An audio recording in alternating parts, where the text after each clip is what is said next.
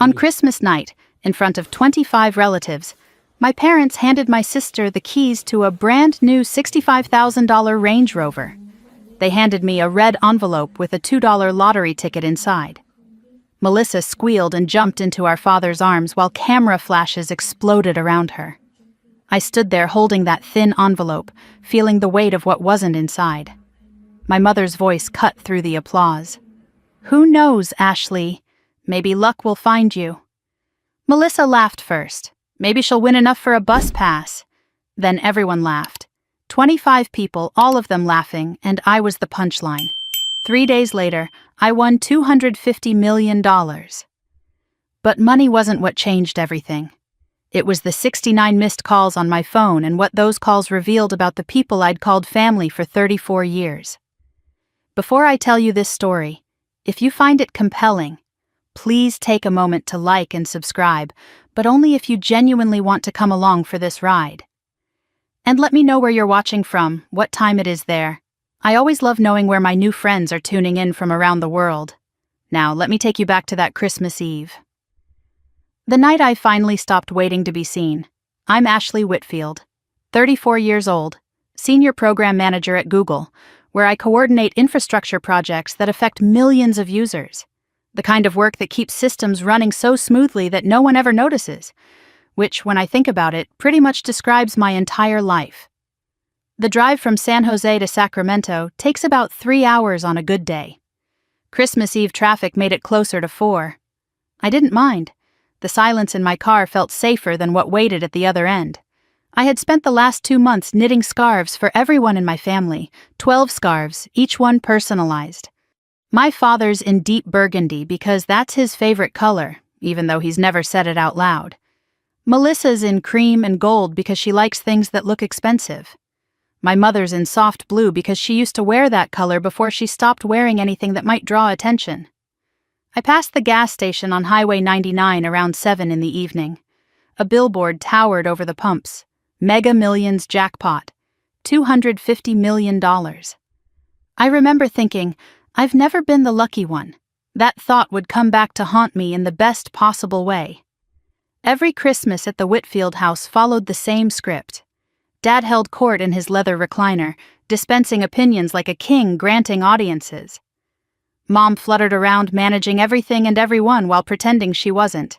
Melissa arrived early to help, which really meant arriving early to receive praise for helping, and I showed up exactly on time, carrying carefully chosen gifts that would be opened without comment and forgotten by New Year's.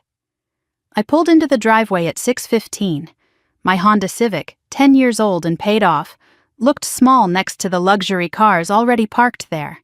Melissa's BMW, Derek's Mercedes, Aunt Patricia's Lexus. I grabbed my bag of wrapped scarves and walked toward the house. Christmas lights covered every surface, blinking in competitive synchronization with the neighbors. My mother opened the door before I could knock. Her eyes flicked to my bag, then away, finding nothing worth lingering on. "Oh, good. You made it. Melissa's been here since noon helping me cook." No hug. No, I missed you. Just acknowledgement that I had successfully traveled from one point to another. "The traffic wasn't bad," I offered. She was already walking away. "Put your things in the guest room. We need help with the table." The living room buzzed with relatives I saw once a year and recognized less each time.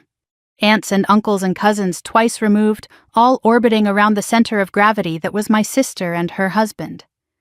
Melissa stood in the kitchen doorway, wearing a designer dress that cost more than my monthly rent, surrounded by admiring women. Derek had his arm around her waist, and they looked like a catalog photo for expensive happiness. When Melissa spotted me, her face arranged itself into sisterly delight. "Oh, Ash, you actually came." The actually hung in the air between us. "I always come," I said. But she had already turned back to her audience, and Derek was explaining something about his fintech company, using words like disruption and scalability and guaranteed returns. My father sat in his recliner, holding court with Derek and 2 of my uncles. I caught fragments of their conversation as I passed. "This kid's going to make us all rich," Dad was saying. "Smart investment. Best decision I ever made." I filed that away. Something about the certainty in his voice felt wrong. My father had spent his entire career selling used cars. He knew how to make bad deals sound like opportunities. He just didn't know how to recognize when someone was doing the same thing to him. I was arranging crackers on a cheese plate when Aunt Patricia found me in the kitchen. She had that look relatives get when they're about to ask something uncomfortable.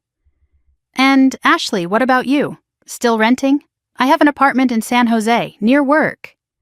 "Oh," she said, loading that single syllable with every judgment she couldn't say out loud. "That's practical." Before I could respond, she spotted someone more interesting and drifted away. I finished the cheese plate alone. That's when I heard them. My father and Derek, talking in the hallway just outside the kitchen door. They didn't know I was there.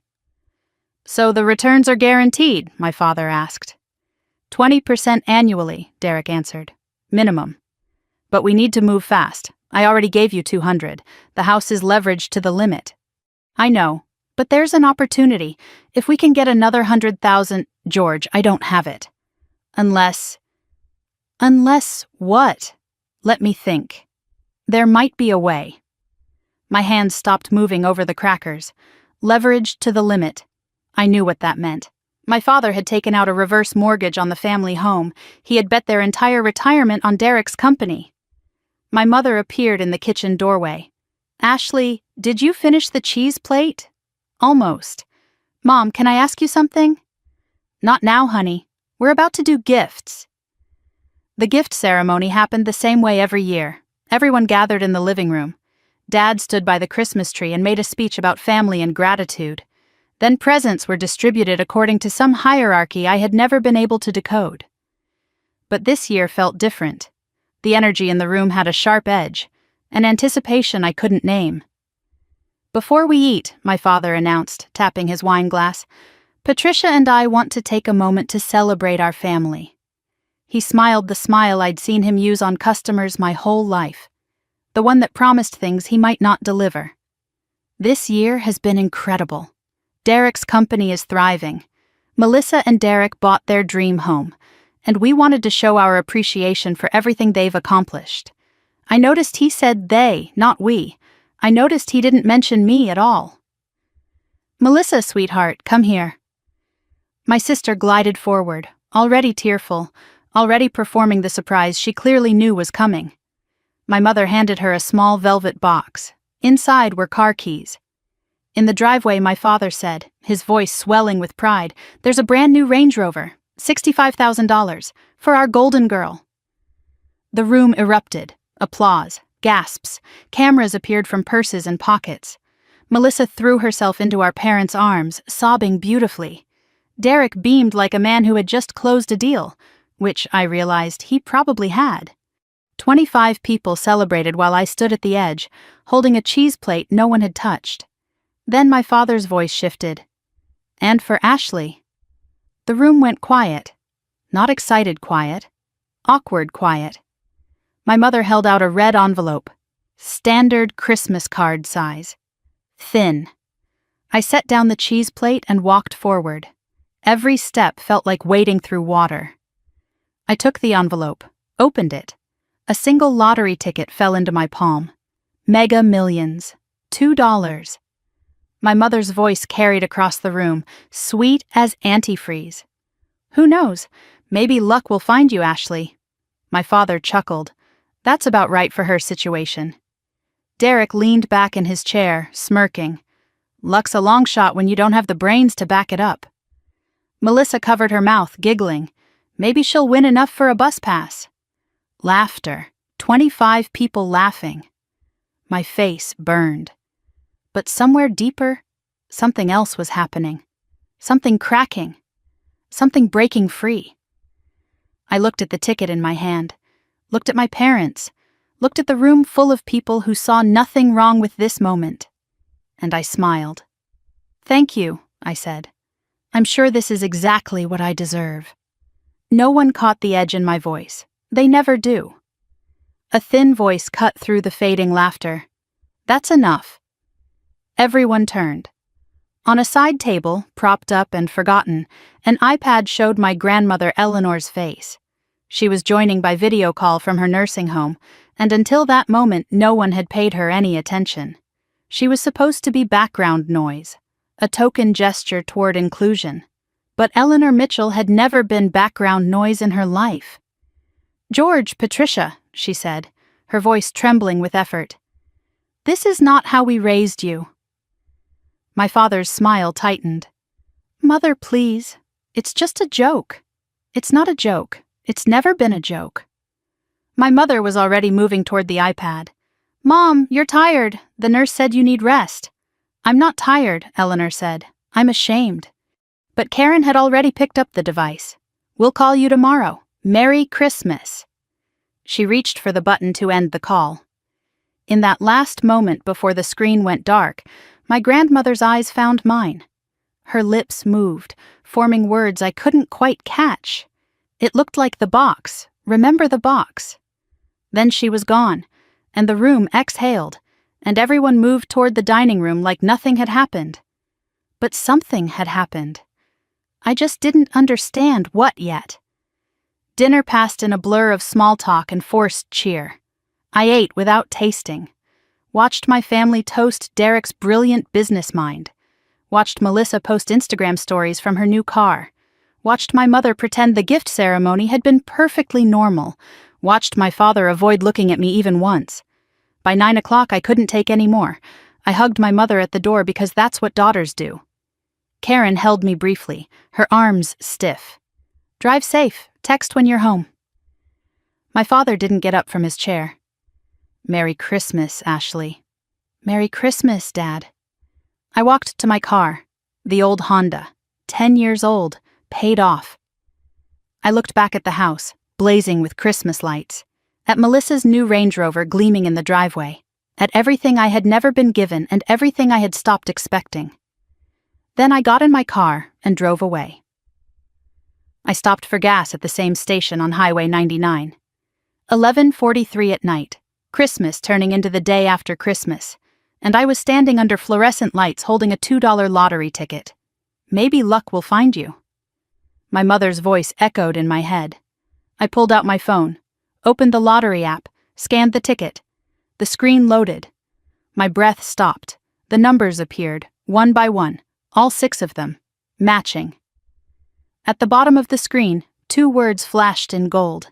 Jackpot winner, $250 million. I read it again, and again. My hands began to shake. And somewhere in Sacramento, my phone was about to start ringing. I stood in that gas station parking lot for 17 minutes. I know because I watched the clock on my phone tick forward while the rest of my body refused to move. The fluorescent lights buzzed overhead. A truck pulled in, filled up, pulled away.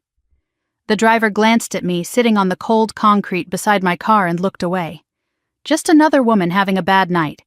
He had no idea he was looking at someone holding a $250 million lottery ticket. 7, 14, 21, 35, 42, Megaball 9. I read the numbers out loud, whispering them to no one. Checked the ticket, checked the screen, checked the ticket again. All 6 numbers matched. Jackpot, $250 million. My hands trembled so violently I dropped the phone. The screen cracked against the pavement, but when I picked it up, the numbers were still there. Still matching. Still impossible. I tried to breathe and couldn't. Tried to stand and couldn't. Tried to think and found only static. The first coherent thought that broke through wasn't "I'm rich" or "I won." The first thought was, they gave me this ticket to humiliate me. The second thought was, and it's worth $250 million. Something between a laugh and a sob escaped my throat. I sat there until my legs stopped shaking. Then I got in my car and drove home. The drive back to San Jose should have taken 3 hours. I don't remember most of it.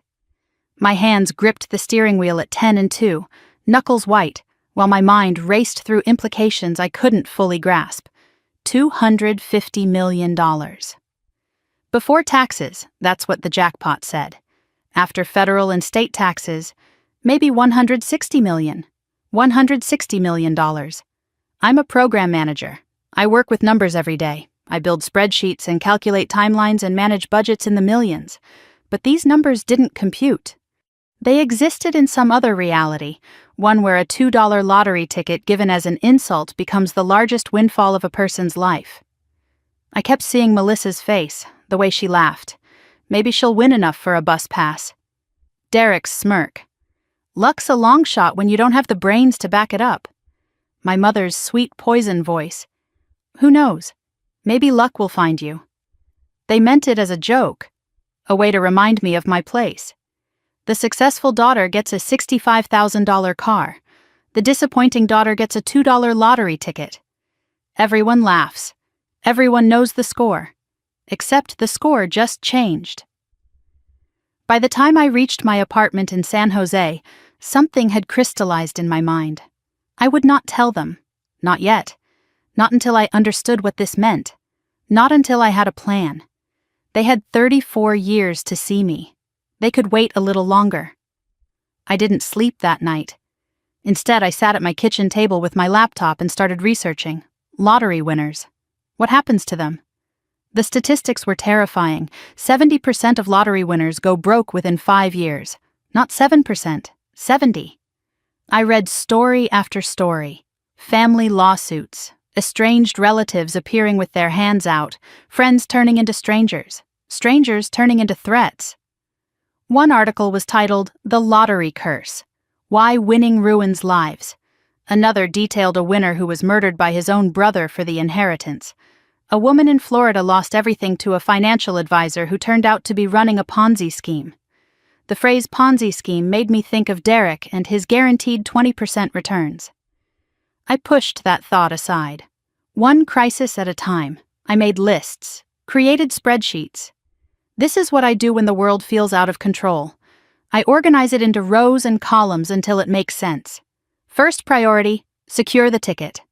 I signed the back immediately, my name in permanent ink. Took photos from multiple angles. Stored the original in the fireproof safe I'd bought 2 years ago for important documents. Made 3 copies and hid them in different locations. Paranoid maybe, but I had seen what happens when you trust the wrong people. I had been seeing it my whole life. December 26th passed in a haze of research and planning.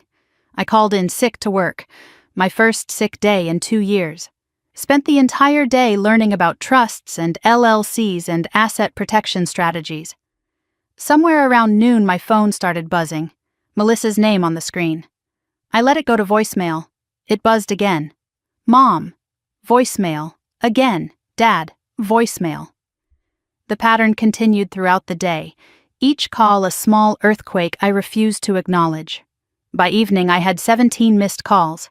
I didn't listen to any of the messages. Not yet. I wasn't ready to hear their voices. December 27th brought more calls, and a development I had been dreading. I was making coffee when the morning news came on. California lottery officials confirmed the $250 million winner purchased their ticket at a Speedy gas station on Highway 99. The ticket was bought on Christmas night between 11:30 and midnight. Officials are encouraging the winner to come forward. I stared at the television. They knew where the ticket was purchased. They knew what time. Anyone who knew my travel route could put the pieces together. And Melissa, I remembered with a sinking feeling, had always been good at puzzles when the prize was worth winning. I returned to work on December 28th. The Google campus felt like a sanctuary, a place where I was valued for what I could do rather than dismissed for who I was. I badged in at 7:15 before most of my colleagues arrived. My desk was exactly as I'd left it. Dual monitors showing project dashboards. No family photos, just pictures of landscapes I'd visited on solo trips. Mountains and oceans and forests where no one knew my name or my history. I had a critical milestone review that afternoon. The infrastructure project I'd been leading for 8 months was entering its final phase.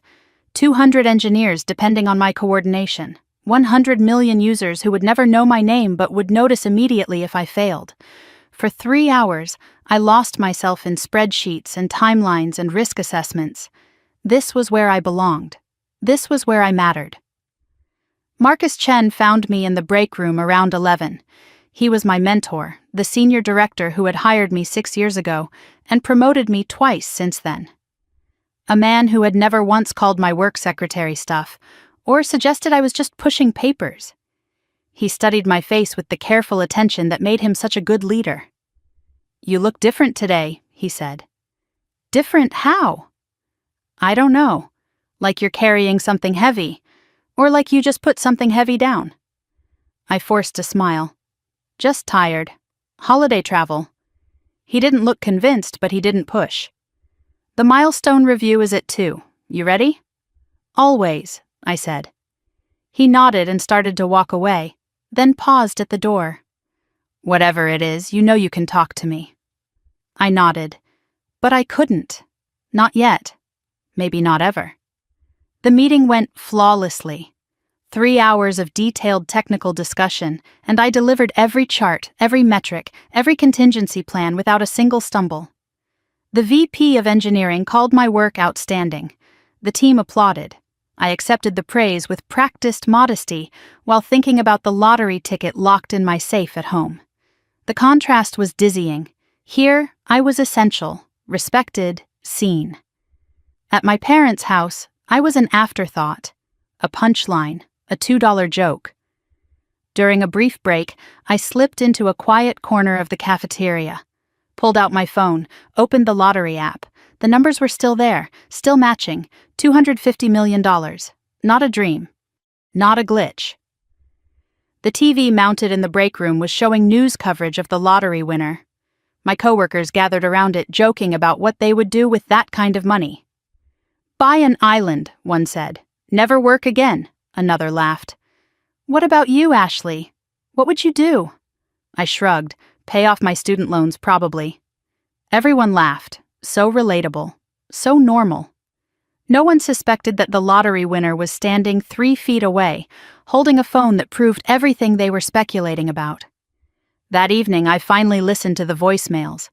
23 missed calls, 15 text messages, 7 voicemails, all from family.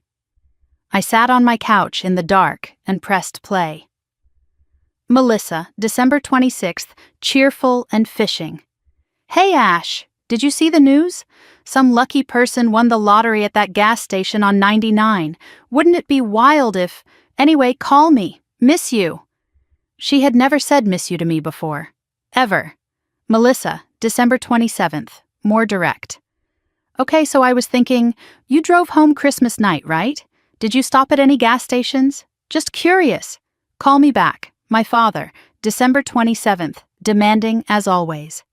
Ashley, it's your father. Call me back. We need to discuss something important. No, please, no when you get a chance, just orders.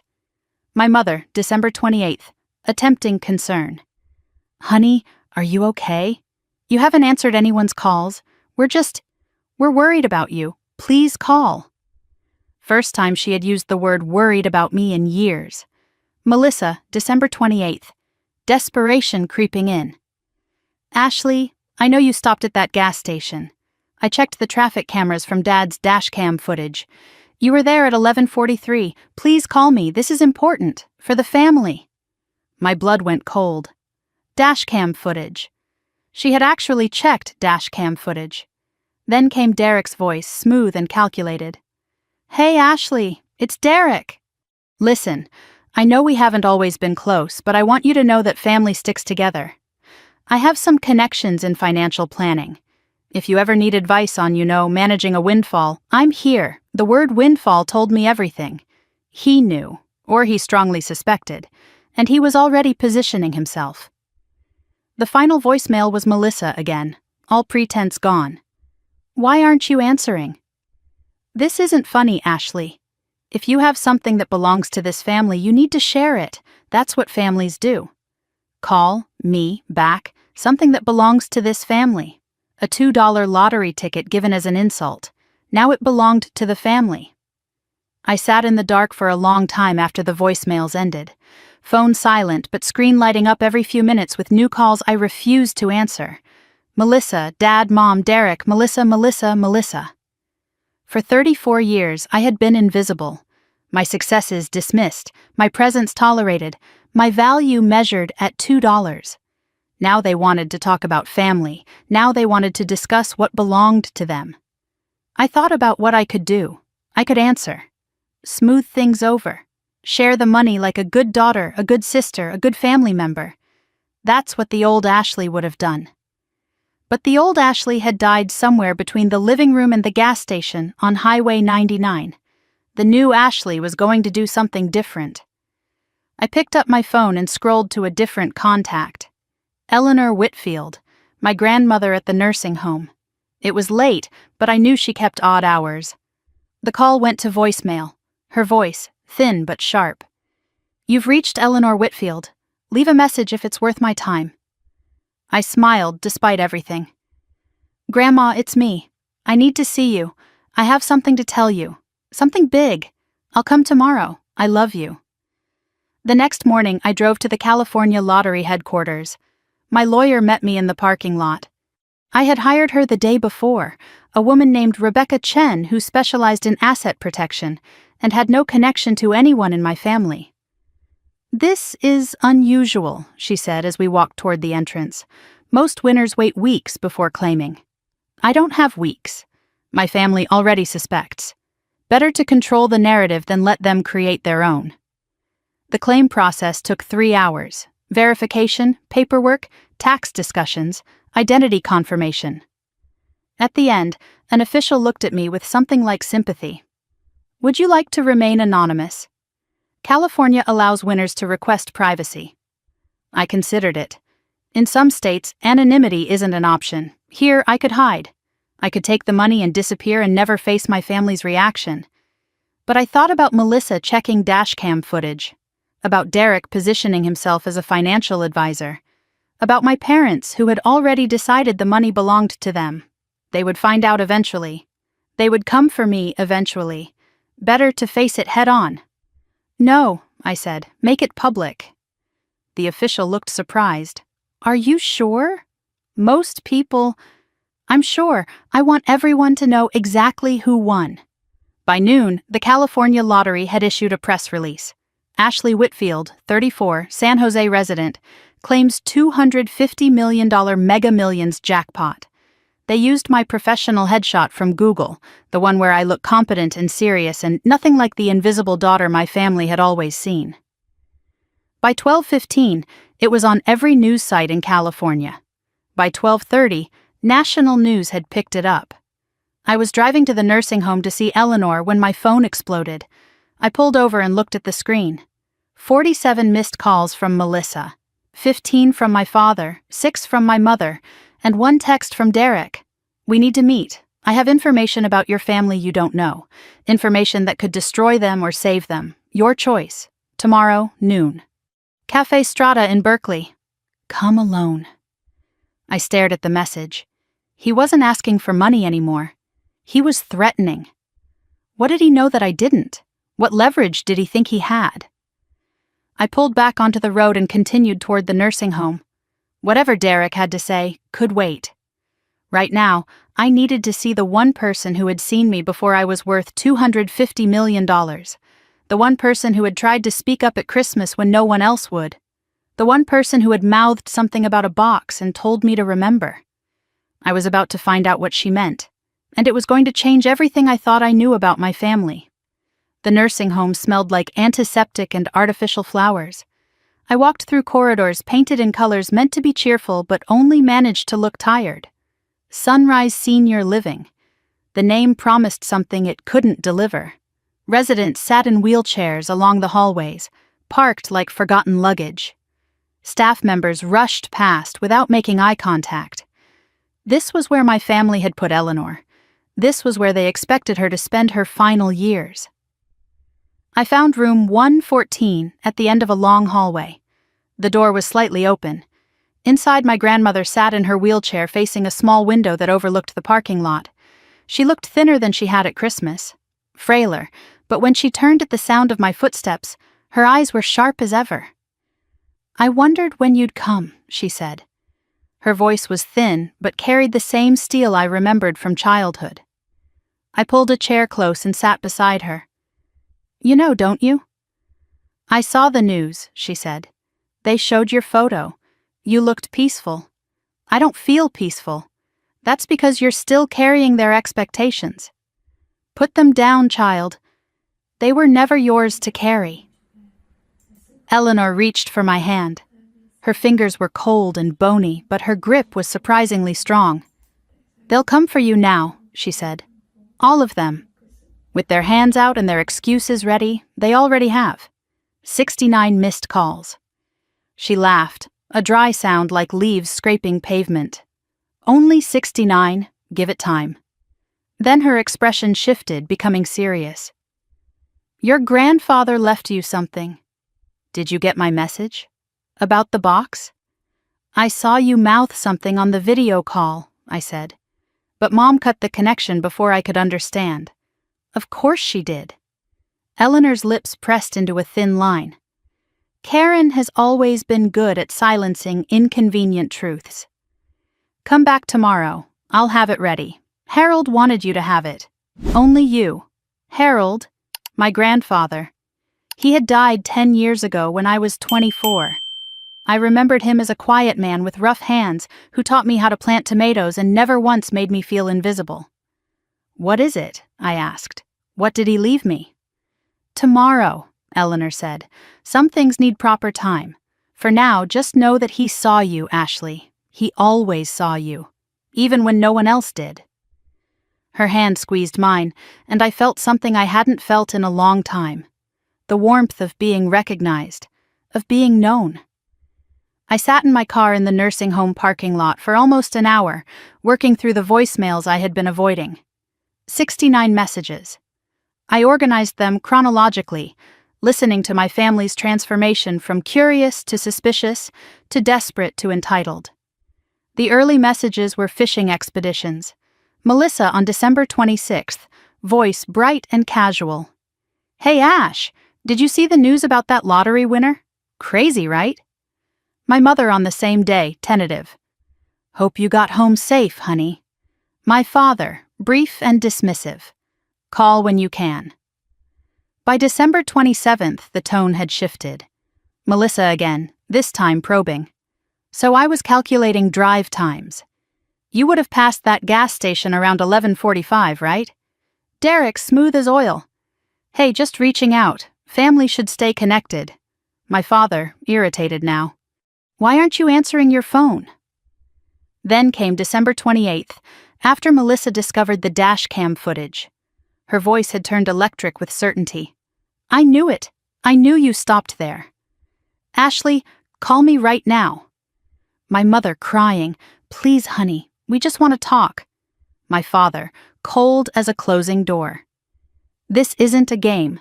You owe us a conversation." After the public announcement, their messages became something else entirely. Melissa, furious. "How dare you go public without telling us first? We're your family." My father calculating. "We need to discuss how this affects everyone, not just you." Derek, barely containing his greed. "Ashley, let's be smart about this. I have financial expertise. We should partner." One voicemail stood out from all the others. Melissa, December 28th, late evening. She must not have realized the recording was still going when she started talking to someone in the background. I heard Derek's voice first. "She can't keep it all. That's not how family works. Your parents invested in us. She owes them." Then Melissa, confident and dismissive. "I know. Don't worry. She's always been a pushover. She'll share." Derek again, urgent now. "She better. We need that money. The company needs that money. Your dad needs..."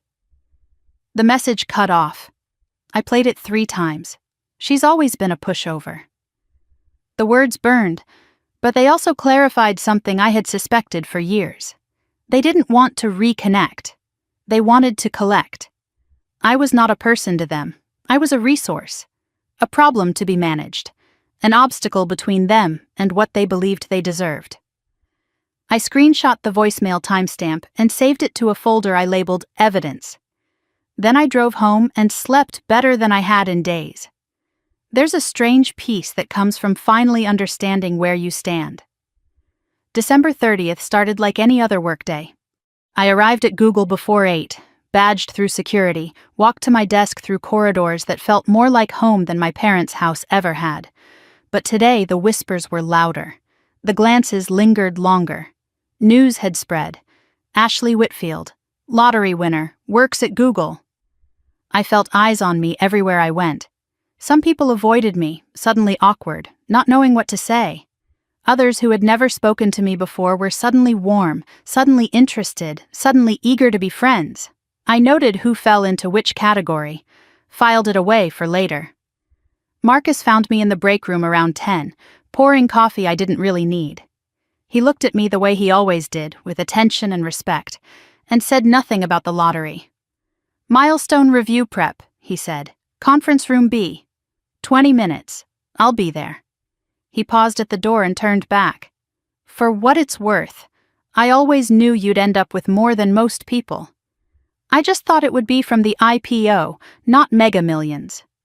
It was the first time I'd genuinely smiled in days. "But if you're staying," he continued, "I need your head in the game. These servers won't deploy themselves. My head's in the game. Good." That's the Ashley I hired. He left without asking for money, without awkwardness, without any of the grasping need I'd been drowning in from my family. This is what respect looks like, I thought. This is what it feels like to be valued for what you do instead of what you have. I was heading to lunch at 11:47 when I heard my name, not from a colleague. The voice came from the security desk near the lobby. I looked over and saw her. Melissa. Standing there in a designer coat and high heels, arguing with the guard. "I'm her sister," Melissa insisted. "She'll want to see me. Just call her." "Ma'am," the guard said, patient but firm, "I can't let you past without authorization." Then Melissa spotted me across the lobby. Her face transformed. "Ashley!" Every head turned.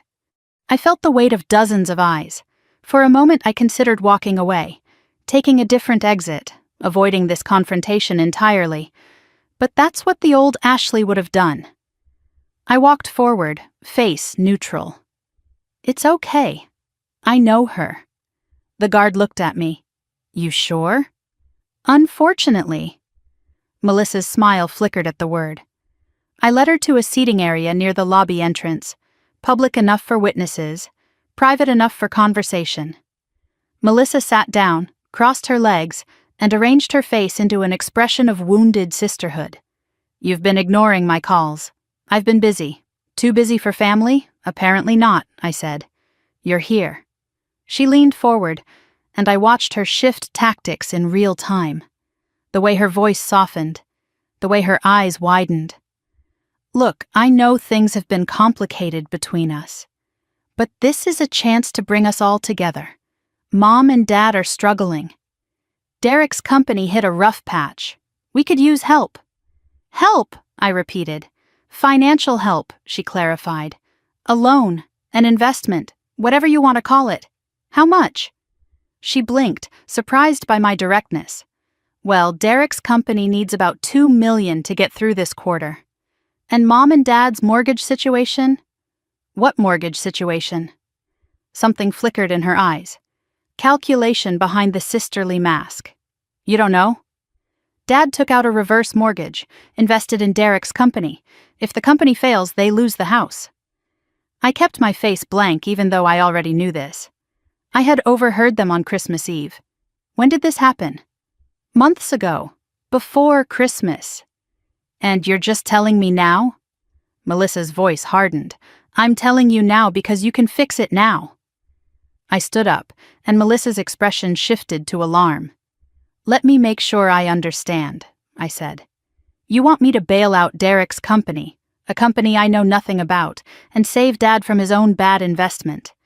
Using money from a lottery ticket you laughed at me for receiving." "That was a joke," she said quickly. "You know that was a joke." "Jokes are funny, Melissa. That wasn't funny. It was a message. And I received it." Her mask cracked. "You're really going to hold a grudge over a stupid lottery ticket?" "I'm not holding a grudge. I'm holding a boundary." "A boundary?" She laughed, high and brittle. "You've never had boundaries in your life. You've always just taken it. Whatever we gave you, whatever scraps." You smiled and said thank you. The words hit exactly where she intended. But I didn't flinch. "You're right," I said. I did. For 34 years. I'm done. Her voice dropped. Ashley, I'm pregnant. The words hung between us. 12 weeks. I just found out. Derek doesn't even know yet. I searched her face for manipulation. Found fear underneath. Real fear. Congratulations, I said, and meant it. I can't raise a baby if we're bankrupt, she continued. I can't lose my house. I can't. Her voice cracked. First real emotion. I softened slightly. I'm sorry you're scared, but I can't write a check to make your problems disappear. That's not help. That's enabling. That's what family does, she insisted. No, Melissa, that's what I used to do. That's over now. A security guard approached. Everything okay here? My sister was just leaving. Melissa stood, grabbing her purse. You're going to regret this. You can't just abandon us. I'm not abandoning anyone. I'm just not rescuing everyone either. She walked toward the exit, then turned back for one final shot. Dad's coming to see you. Tonight. He's already on his way. Then I'll be ready. You think you're strong now? You think money makes you powerful? It doesn't. It just makes you a target. She pushed through the glass doors and disappeared. I returned to my desk, sat down, and opened my project dashboard. Milestone review in 45 minutes. I had a job to do. The meeting went perfectly. 3 hours of technical discussion, problem-solving, strategic planning. I was in my element, and everyone knew it. The VP of Infrastructure praised my contingency planning. Engineers deferred to my expertise. No one in that room had ever called my work glorified secretary. No one had ever handed me a $2 lottery ticket as a joke. By 6:30, the building was emptying out. I walked to my car in the parking garage, checking my phone. One new text from an unknown number. I'm outside your apartment. We need to talk. Dad. I sat in my car for 5 minutes, breathing, centering myself. Then I drove home to face him. George Whitfield stood outside my apartment building looking smaller than I remembered. Older, grayer. His shoulders hunched against the evening chill. This was not the commanding patriarch from Christmas. This was a man who had run out of options. Dad, I said as I approached. Ashley. He didn't move to hug me, neither did I. How'd you get my address? Your mother had it. Emergency contact forms. I unlocked the building door and gestured him inside. He looked around my apartment with an expression I couldn't read. Small, clean, tasteful. Not the home of someone struggling. Nice place, he said finally. Thank you. I've never been here before. No, you haven't. He sat on my couch without being invited. I'm not going to waste your time. You know why I'm here. Tell me anyway. I made some investments. They didn't pan out. I used the house as collateral. If I don't come up with money soon, your mother and I lose everything. How much? $200,000 would clear the immediate debt. Another $100 for buffer, $300,000. You have $250 million. I have $160 million after taxes. And it's mine, not the family's. His jaw tightened. I raised you, fed you, clothed you, put a roof over your head. You did, and I'm grateful. But gratitude isn't a credit line. What happened to you, Ashley? You used to be so agreeable. I grew up. Agreeable is just another word for invisible. He had no response to that. I let the silence stretch before I spoke again. Dad, can I ask you something? He nodded, wary. When you invested in Derek's company, did you do any due diligence? Silence. Did you look at his financials, his business model, his track record? Derek's family. Family trusts family. Derek promised you 20% returns. Guaranteed. Did that sound realistic to you? His face shifted. Defensive. How do you know about that? I overheard you. Christmas Eve, in the hallway. That was a private conversation. In a house full of people. Nothing's private when you don't bother to close the door. What are you getting at? I leaned forward. I'm getting at the fact that you bet your retirement on a company you didn't research, run by a man you don't really know because he promised you easy money, and now you want me to fix it. What do you actually know about Derek's company, Dad? I know enough. Do you know he's under investigation? My father's face went white. What investigation? I walked to my desk and pulled out a folder. I had a lawyer look into Derek's business after Christmas. What I found, you need to see this. I opened the folder. Inside were SEC complaints, employee lawsuits, a pattern of fraud stretching back nearly 2 years. Dad, Derek isn't just failing, he's a con man, and you're not his only victim. You might be his accomplice. George stared at the papers. His hands were shaking. I didn't. The question now is, what are you going to do about it? Because this is going to come out. And when it does, it won't just take your house. It could take your freedom. My father looked up at me.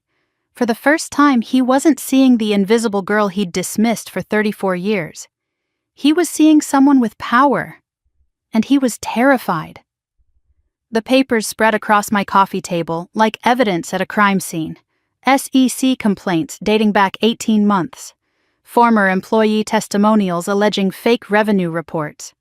A pattern of investor payments made from new investor funds. Classic Ponzi structure. My father sat on my couch, reading through the documents with trembling hands, and I watched 30 years of arrogance crumble in real time. This has to be a mistake, he said. Derek showed me projections, growth charts. Projections aren't profits, Dad. Did you ever see actual audited financials? Silence told me everything. He's Melissa's husband. He wouldn't what? Lie? Steal? He's been doing both for at least 2 years. George slumped back against the cushions. In that moment, he looked every one of his 63 years. All the bluster, all the certainty, all the condescension he had carried through my childhood. Gone. Replaced by something I had never seen in my father before. Fear. How much trouble am I in? He asked. That depends. How involved were you? I just gave him money. I didn't do anything illegal. Did you recruit other investors? His face answered before his mouth could form the words. A few. Friends from the club. Guys from the car dealership days. How many? How much? Maybe 8 people, around 600,000 total. I closed my eyes. This was worse than I thought. I made coffee. Not because either of us wanted it, but because I needed time to think. When I returned to the living room, my father was still sitting in the same position, staring at the documents like they might rearrange themselves into something less devastating. Tell me everything, I said, from the beginning. He didn't look up. Just started talking, his voice flat and distant. 2 years ago, Derek approached me with an investment opportunity, promised 20% annual returns. Guaranteed. I had just sold the car dealership, had cash sitting in accounts earning almost nothing. First investment was $50,000. Returns came right on time, impressive returns. So I put in more, 100,000, more returns. It felt like I had finally done something right. Finally made a smart decision. I listened without interrupting. This was a side of my father I had never seen. Vulnerable, exposed. The patriarch stripped of his armor.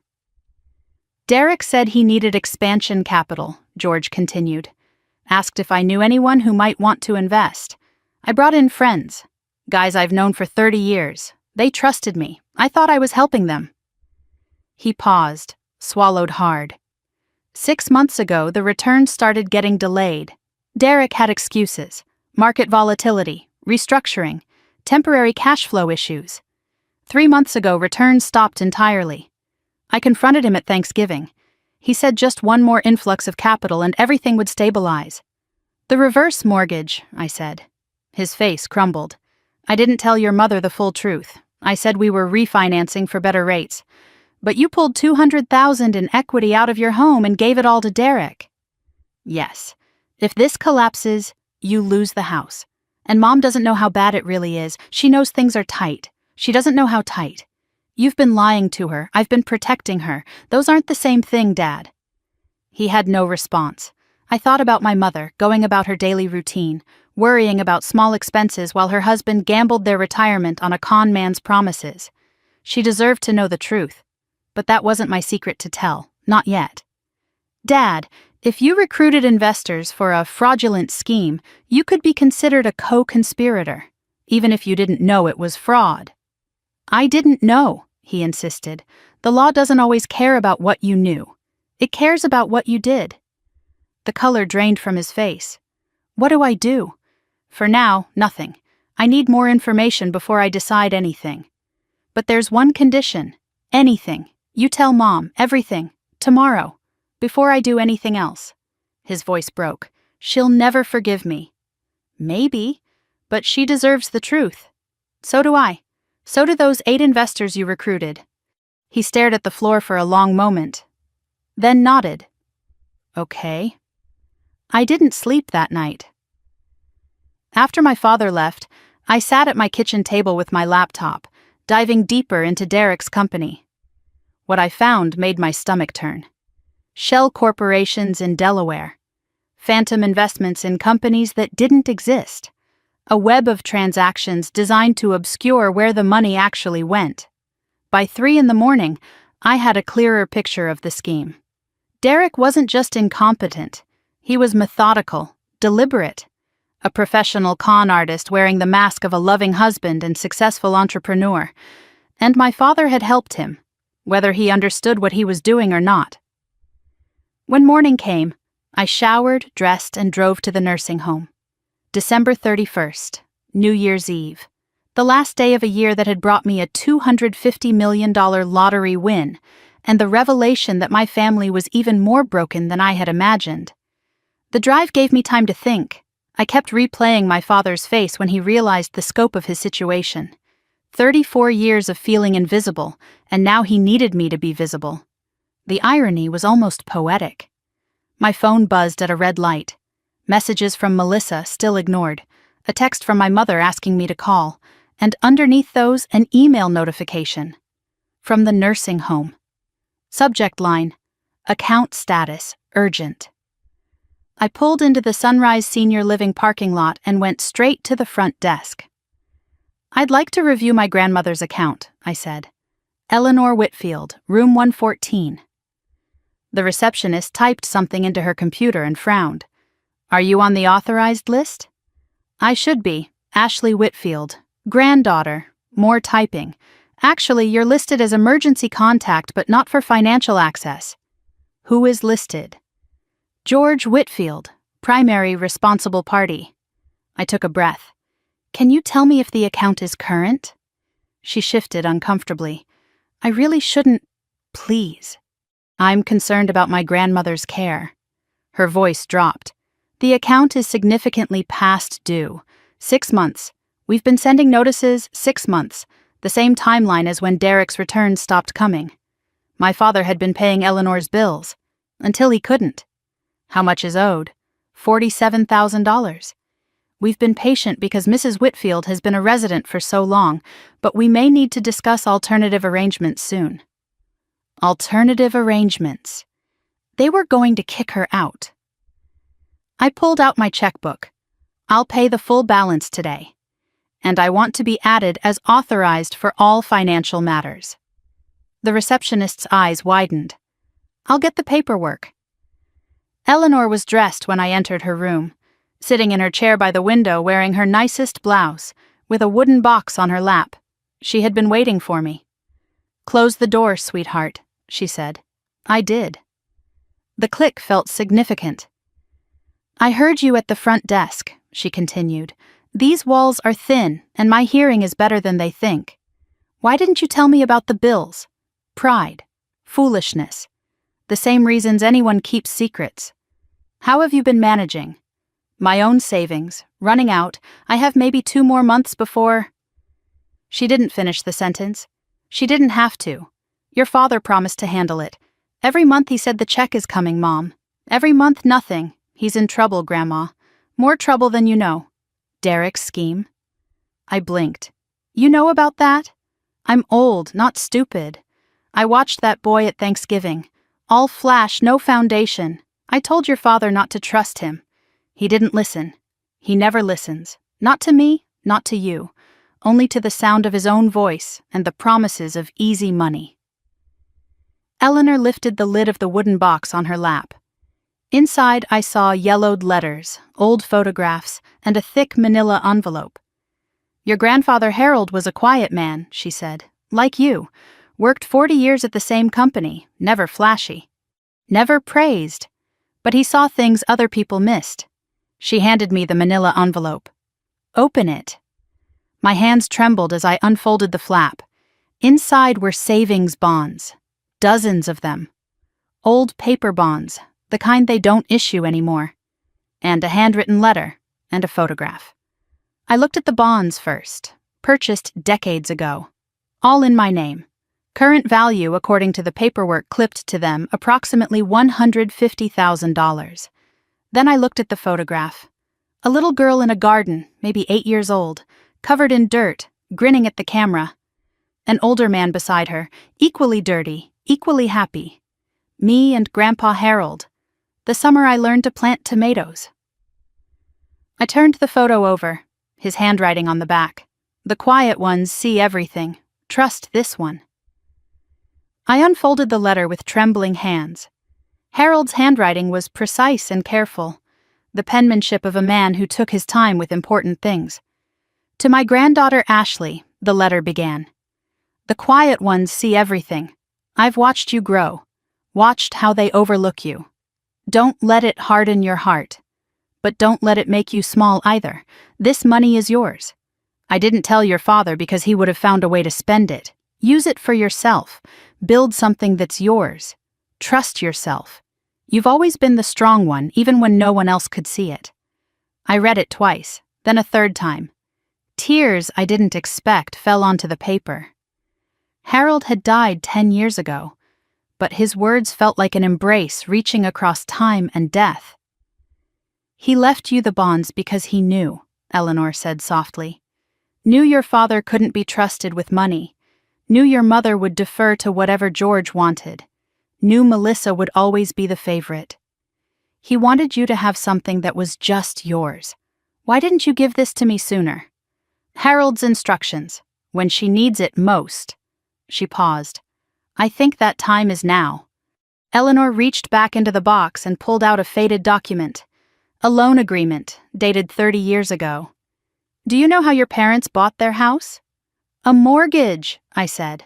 "Like everyone else. The down payment. Where do you think that came from?" I shook my head. I had never thought about it. "Harold," she said, $100,000. When you were 4 years old." I stared at the document. My grandfather had given my parents the money to buy their home. Terms were simple. Repay when the house was paid off. Your parents' house was paid off 8 years ago. George never repaid a penny. When Harold brought it up, your father got angry, said he didn't need to be reminded of his debts. They didn't speak for 2 years before Harold died. I remembered that silence. The way Grandpa stopped coming to family dinners. The way no one explained why. Now I understood. "Your father takes money," Eleanor continued. "Makes promises, never follows through. Derek learned from the family master. Or maybe George saw himself in Derek. Either way, a pattern. Financial irresponsibility spanning generations." "I'm telling you this because you need to understand something," Eleanor said. "What?" "Your father will ask you to save him. He'll make it about family, about duty, about what you owe. I know. You don't owe him anything. Harold didn't leave you this money so you could give it to George. He left it so you could be free of George. What about you, Grandma?" "Your bills." She smiled. I'd never say no to help from my favorite granddaughter. But only if you want to. Only if it's your choice. Not guilt, not obligation, choice. I already paid them. The full balance. Her eyes widened. Before I even saw what was in this box. Before I knew about the bonds or the letter. "You did that for me? I did it because it's right." Tears slid down her weathered cheeks. "You really are Harold's granddaughter." I took her hand. "What do I do now, Grandma?" "Find the middle path. There's always a middle path. Protecting them from consequences isn't love. It's enabling. But destroying them isn't justice either. Then what is? That's for you to decide. Just don't let their failures become your prison. I was in the nursing home parking lot when my phone rang. My mother's number. I answered. Ashley, he told me. About the house, about Derek, about all of it. How are you? A long pause. I don't know. I thought I knew our finances. I thought I knew our life. I don't know anything. It was the first honest conversation I had ever had with my mother. I should have paid more attention, she continued, but your father always handled money. He said it was better that way. You couldn't have known. I should have. A wife should know. A mother should... She broke off, crying. I'm sorry, Ashley. I'm sorry for everything. The lottery ticket. The jokes. The way we've treated you. It was the first apology I had ever received from either parent. I let it sit there between us, neither accepting nor rejecting. He's talking about going to Derek, she said, demanding answers. I'm scared of what might happen. Derek's not going to give answers, I said. He's going to run. What do? We get ahead of him. I have a lawyer. Let me handle this. Ashley, she said quietly, I don't deserve your help. Maybe not. But Grandma does. And right now, helping her means dealing with this. That night I sat alone in my apartment watching San Jose's fireworks through my window. New Year's Eve. The last hours of the year that had changed everything. On my coffee table sat the crystal future I was trying to construct. Legal pad with notes from the day. Eleanor's bills paid. Derek's company researched. George's exposure assessed. Harold's letter read so many times I had memorized it. What to do? The questions circled endlessly. Pay off Derek. Let him disappear. Protect my father from prosecution. Or turn everything over to the FBI. Let justice unfold. Let my father face the consequences of his choices. Or do nothing. Let the scheme collapse on its own. Let the chips fall wherever they landed. My phone buzzed. 11:47. A text from Derek. We need to meet. I have information about your family you don't know. Information that could destroy them or save them. Your choice. Tomorrow. Noon. Cafe Strada in Berkeley. Come alone. I stared at the message. He was no longer asking. He was threatening. What did he know that I didn't? What leverage did he think he had? Outside, fireworks exploded across the city, gold and silver spelling out the new year. Inside, I typed a response. I'll be there. Sent it. Set the phone down. Picked up Harold's letter and read the last line again. You've always been the strong one, even when no one else could see it. Time to prove it, I whispered to the empty room. The clock struck midnight. A new year began. And somewhere out there, Derek was preparing his next move. He didn't know I was preparing mine. I woke on New Year's Day with a plan already forming. The clock read 5 a.m, but sleep had been impossible.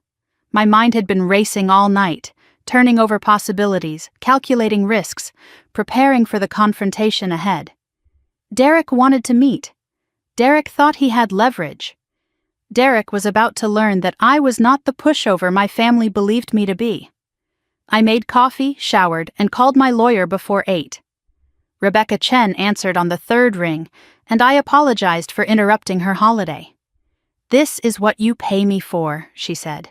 Tell me everything. I explained Derek's text. The demand to meet alone, the implied threat about information that could destroy or save my family. Her response was immediate and practical. Record everything. California is a 2-party consent state, so you can't use it in court, but you can use it for leverage. And don't go alone. He said, come alone. He doesn't get to set all the terms.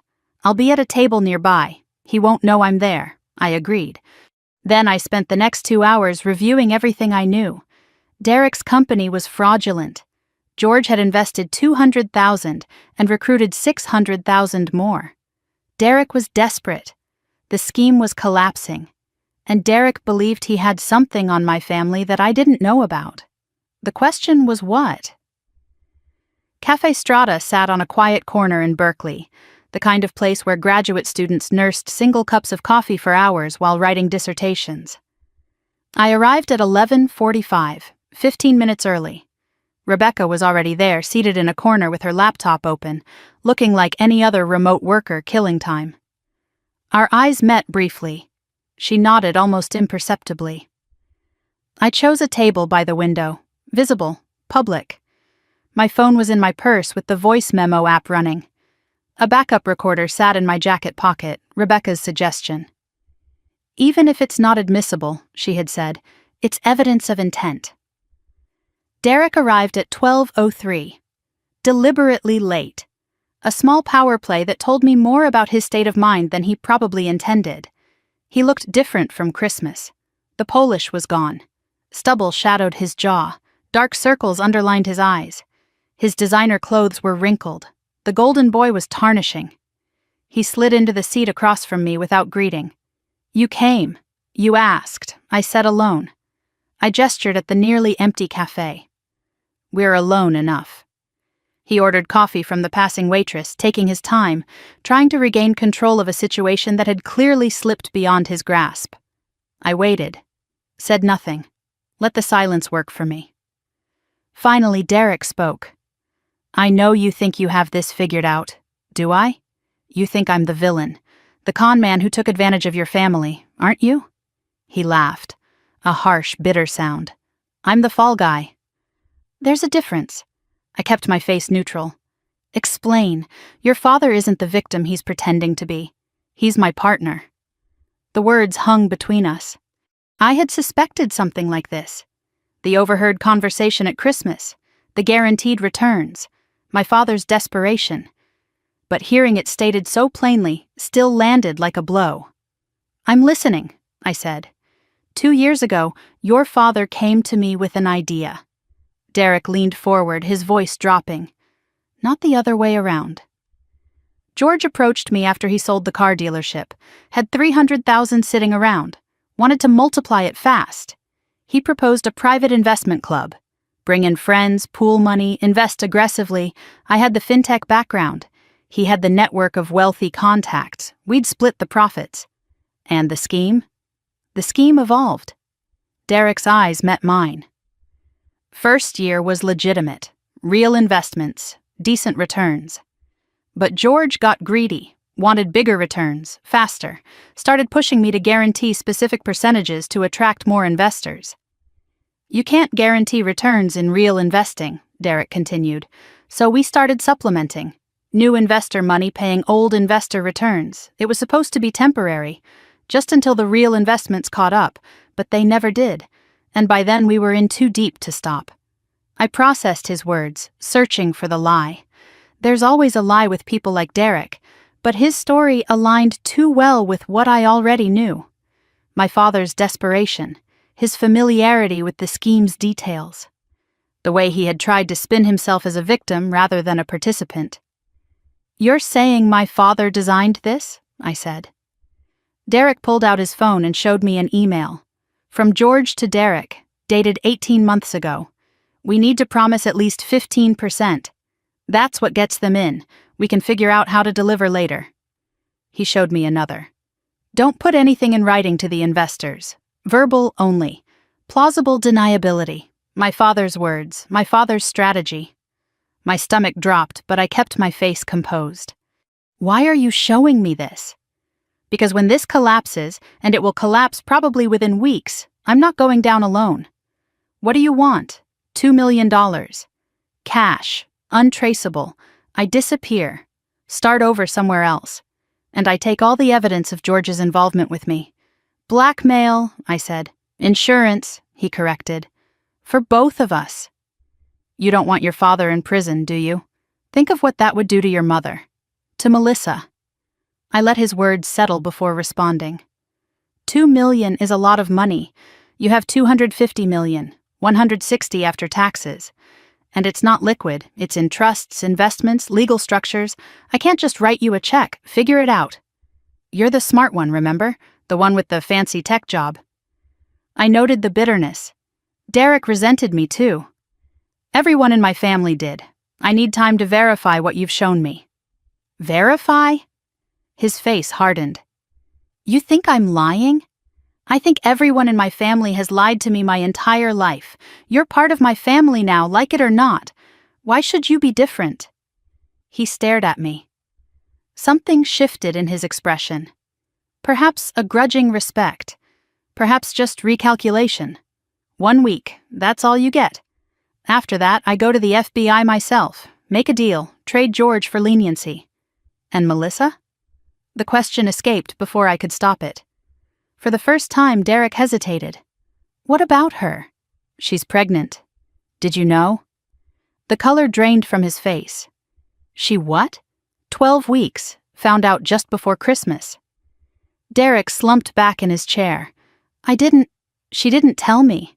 Maybe she was waiting for the right moment. Maybe there is no right moment when your husband is a con artist. The pregnancy had changed something for him. I watched him recalculate, watched the gears turn behind his eyes. 1 week, he repeated, but softer now. And if I need more time? Then you call me. We talk, like adults. It was the first reasonable thing he had said. I need copies of everything you have, I told him, every email, every document, everything that shows what my father did or didn't do. Why would I give you that? Because if you're telling the truth, I need to know the full picture before I decide anything. And if you're lying, I'll find out anyway and you'll get nothing. He considered this for a long moment. I'll send you a secure link. Tonight. Everything I have. And you don't contact my family in the meantime. No calls to Melissa. No threats to George. You wait. What about the money? I'll have an answer for you in 1 week. I stood, picked up my purse with the recorder still running. One more thing, Derek. What? If you're lying to me, if you're trying to use doctored evidence to extort money, I will find out. And I won't be writing you a check. I'll be hiring investigators. The kind you can't hide from. He met my eyes. I'm a lot of things, Ashley, but I'm not making this up. Your father is not who you think he is. Rebecca met me in the parking lot. I climbed into her car, and the moment the door closed, I felt the adrenaline crash hit. My hands started shaking. You did great, she said, handing me a bottle of water. Breathe. You did great. Did I? I feel like I just made a deal with the devil. You bought time. That's what matters right now. She waited while I collected myself. If those emails are authentic, she said carefully, your father has significant exposure. How significant? Wire fraud, securities fraud. If he recruited investors across state lines, potentially federal charges. Prison? Possible. Likely, actually, depending on how much money we're talking about and how many victims. I stared out the window at the Berkeley Street, watching normal people walk by with their normal problems. My father in prison. Part of me thought he deserves it. Another part thought he's still my father. There's another possibility you should consider, Rebecca said. What? Cooperation. If your father goes to the authorities first, admits his role, helps them build a case against Derek, he might get a reduced sentence, maybe even avoid prison entirely. Turn himself in. It's not as dramatic as it sounds. White-collar cases often reward cooperation. The FBI wants the architect, not the builder. If Derek designed this, and your father was just greedy and stupid, there's room to negotiate. I filed this away. I need to verify those emails first. Make sure Derek isn't playing me. I know a forensic accountant. And a digital forensics expert. They can authenticate the documents once Derek sends them. How much? About $50,000 for a full investigation. I almost laughed. A week ago, that was my annual savings. The secure link arrived at 8:47 that evening. An email from Derek with nothing but a URL and a password. I sat at my kitchen table, laptop open, cursor hovering over the link. This is Pandora's box, I thought. Once I open it, I can't unsee what's inside. I clicked. The folder contained 147 emails between Derek and George spanning 22 months. Financial spreadsheets showing investor names, amounts, dates. Recorded phone calls, bank transfer records, and a document that made my blood run cold. Whitfield Investment Partners Operating Agreement, dated January 2 years ago. George Whitfield and Derek Lawson, equal partners. Purpose: to pool and invest capital from qualified investors. My father's signature at the bottom, unmistakable. I had seen it my whole life. This wasn't Derek pulling George into a scheme. They built it together. I read the emails for hours. George in March 2 years ago told the Henderson family we're fully invested in tech startups. They're in for $75,000. Nice work. Derek in April. Returns are behind. We need to pull from the new investments to cover. George responding, do it. They won't know the difference. Just keep the statements looking good. George in September. My daughter Melissa has been asking questions. Told her to mind her own business. Women and money, you know how it is. I read that last line 3 times. My jaw tightened with each repetition.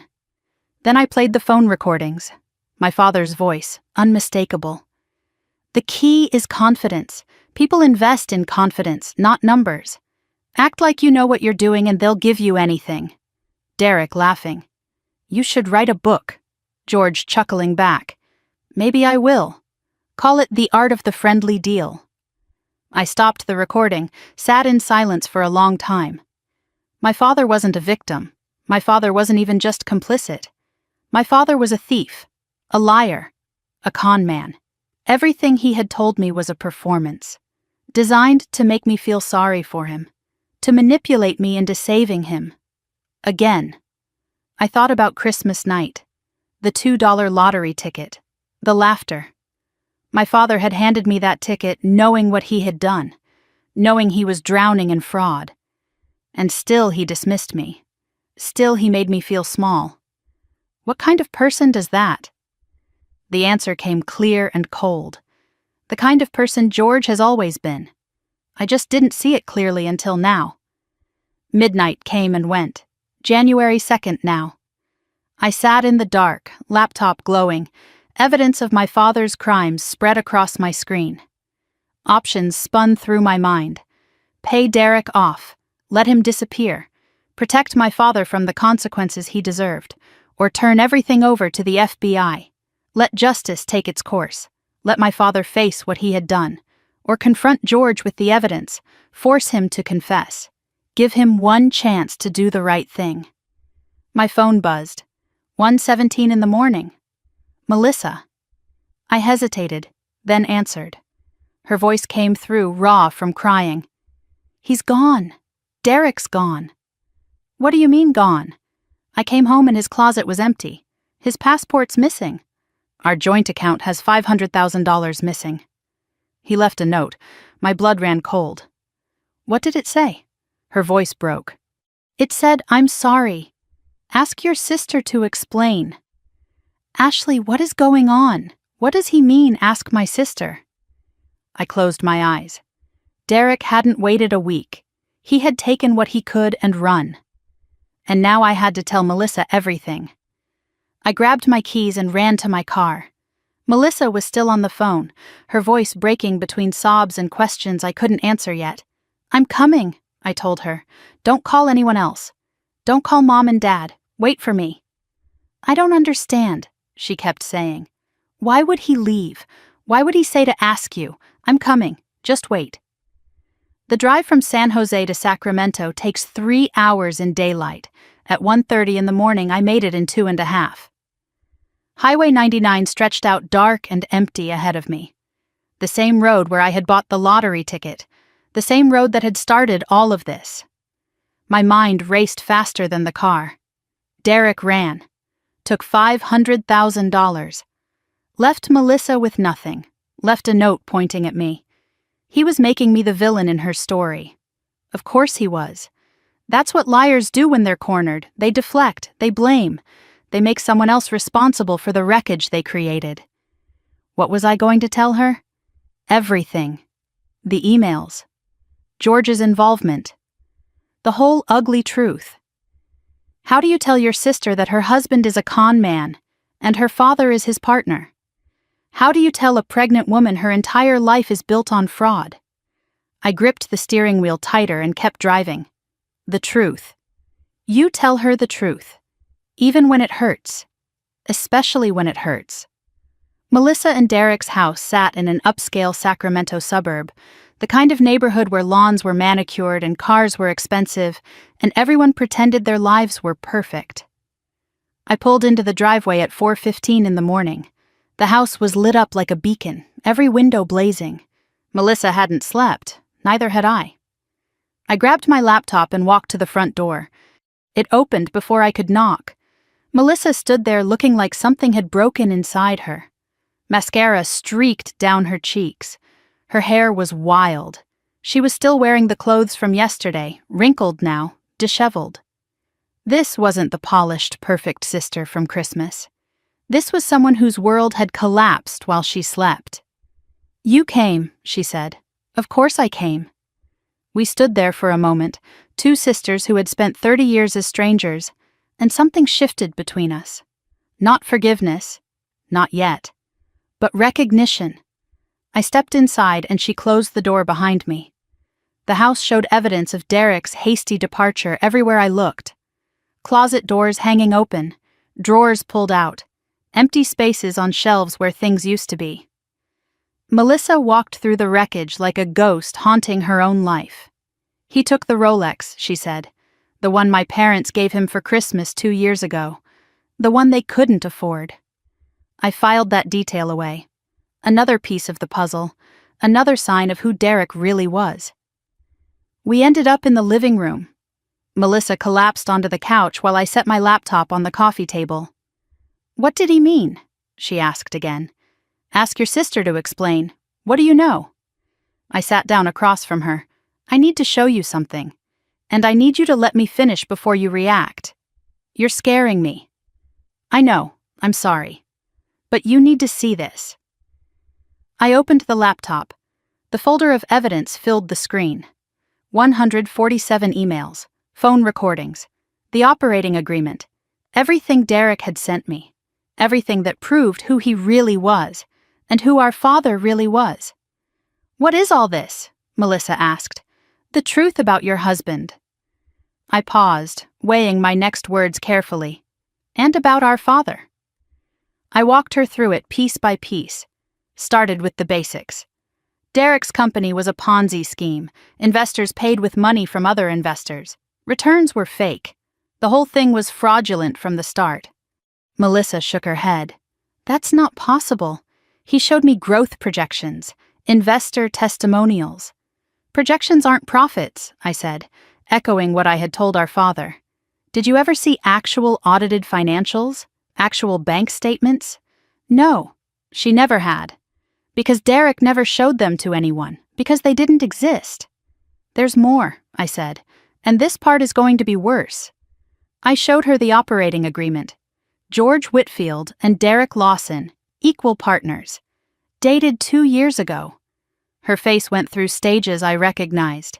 Confusion, denial. Then something darker as understanding dawned. "This is Dad's signature," she whispered. "I know. Dad knew? Dad was involved?" I pulled up the emails, read the key passages aloud. George suggesting guaranteed returns.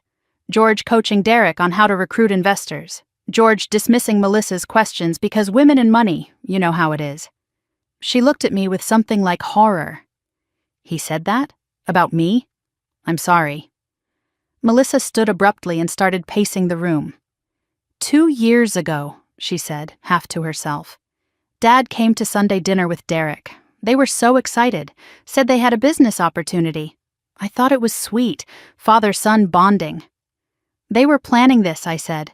I introduced them. She turned to face me. "I introduced Dad to Derek at our engagement party." "This is my fault." "No, this is their fault. You were used, Melissa, just like everyone else they recruited." I showed her the investor spreadsheet, names she recognized immediately. "The Hendersons, the Parkinsons. These are Dad's friends. These are people who came to our wedding. $600,000 from 8 families, plus Dad's $200,000. Where did it go? Derek's lifestyle, the company's fake infrastructure, and payments to Dad, 30% of everything." Melissa sat back down. Her legs seemed to give out beneath her. My whole life is a lie, she said. My marriage, my house, my parents' respect, all of it. She looked at me with sudden clarity. They gave you a $2 lottery ticket and gave me a $65,000 car. But the car was bought with stolen money, wasn't it? Probably. So even when they favored me, it was fake. It was someone else's money. The tears came then, not the pretty tears from Christmas when she received the SUV keys. Ugly crying, raw, real, the kind of crying that strips away every mask you've ever worn. I watched her fall apart and felt something I hadn't expected. Compassion. This was the sister who had laughed at me, the golden child who got everything while I got nothing. But she was also a victim. She had just lost everything too, different from my losses, but losses nonetheless. I moved to sit beside her on the couch, put an arm around her shoulders. She stiffened at first, then collapsed against me, sobbing. "I'm sorry," she gasped between breaths. "For what? For everything. For the lottery ticket. For laughing. For 34 years of being terrible to you." I let her cry. Something loosened in my chest. Not forgiveness, not yet. But something. When the tears finally slowed, Melissa's hand went to her stomach. "I'm going to be a mother," she said. "And the father of my child is a criminal. The father of your child is gone. The baby is still yours. How do I raise a child alone? I don't know how to do anything alone. You learn, like everyone else learns. I'm not like you, Ashley. I've never been strong like you. I wasn't strong. I was invisible. There's a difference." Somewhere in the long hours between night and dawn, a memory surfaced. I looked at my sister, mascara streaked and broken, and remembered a different Melissa. Summer of 1996. I was 6 years old. She was 10. We were at Grandma Eleanor's house, helping Grandpa Harold plant tomatoes in his backyard garden. Melissa held the seedlings while I dug holes in the dark earth.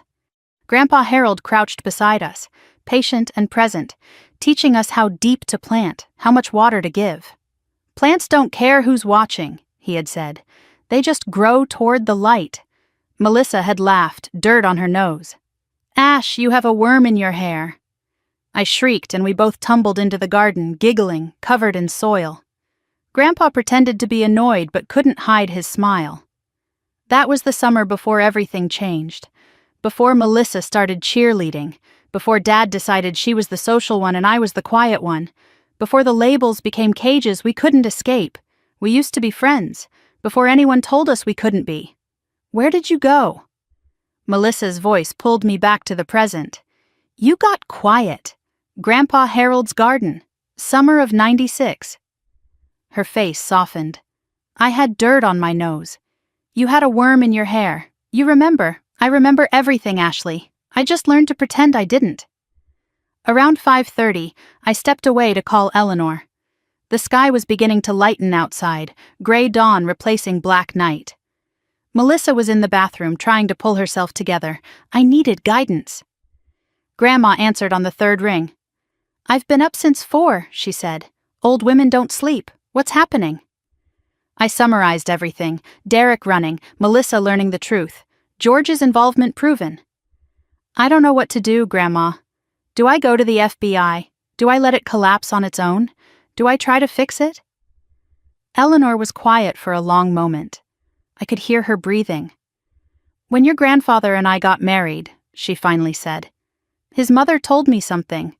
She said don't protect grown men from the consequences of their own choices. It doesn't help them. It just delays the reckoning.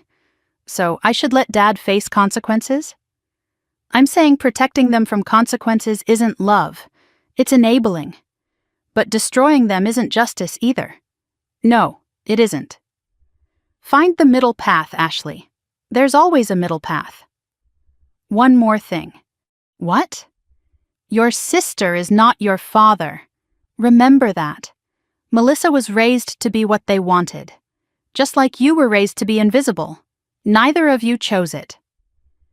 I looked toward the bathroom where Melissa was. "Now go take care of your sister.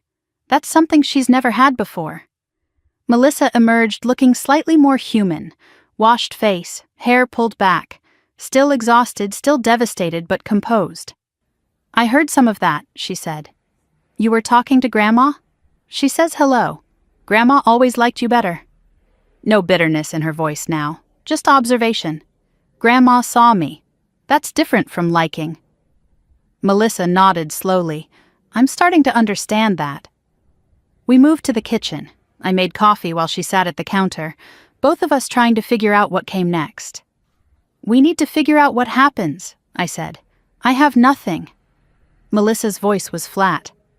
Derek emptied the joint account. "The house has 2 mortgages. I have maybe $3,000 in my personal checking. Do you have a lawyer? For what? Divorce? Criminal defense?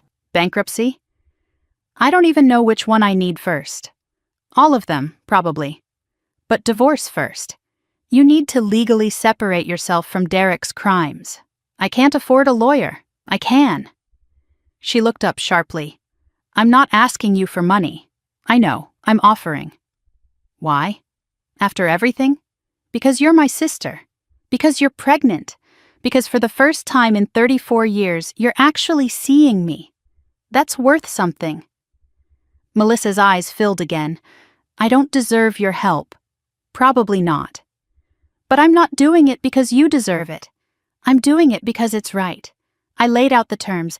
I'll pay for your lawyer. I'll help you find a place to live. But I'm not writing blank checks. I understand. I won't enable dependency. I've spent my whole life being used. I won't start a new pattern. What do you need from me?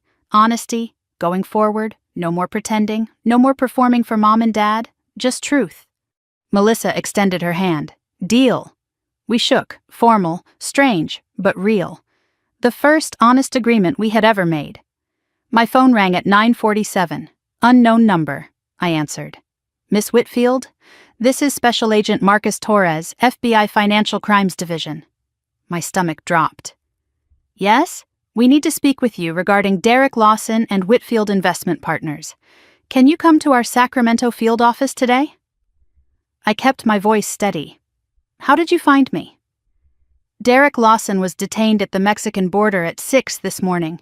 He had $400,000 in cash and a laptop full of evidence. During initial questioning, he named you as someone with relevant information. He's trying to bargain, I realized. He's trading my family for leniency.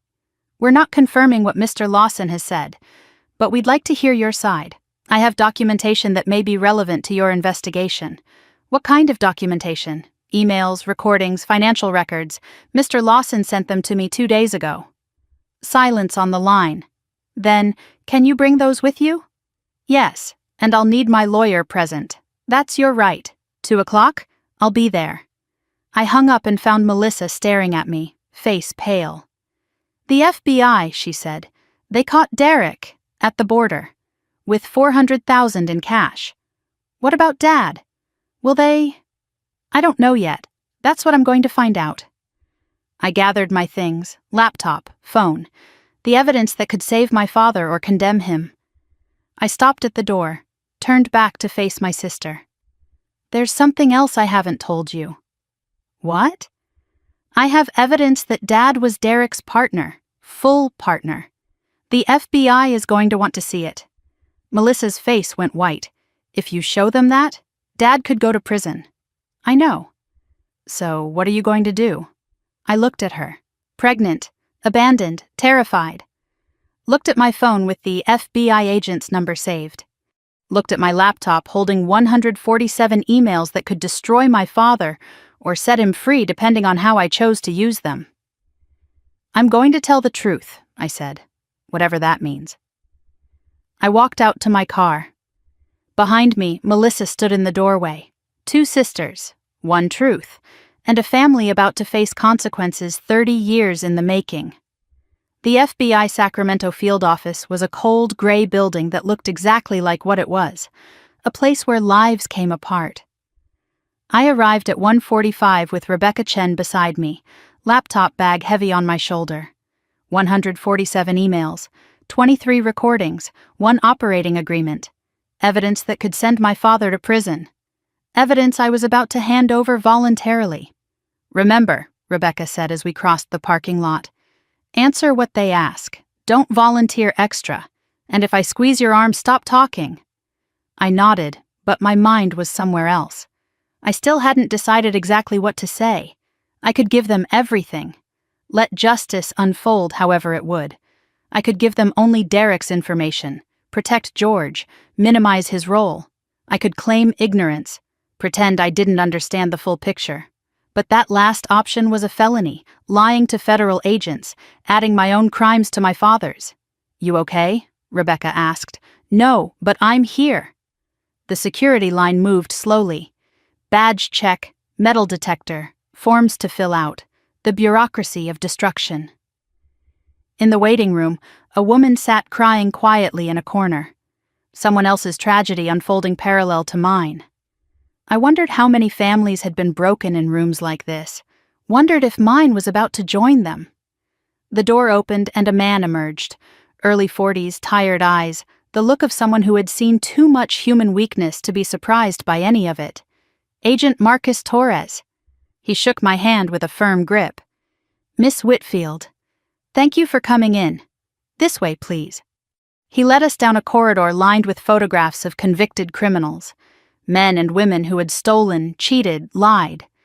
I wondered if my father's face would hang here someday. The interview room was small and bare.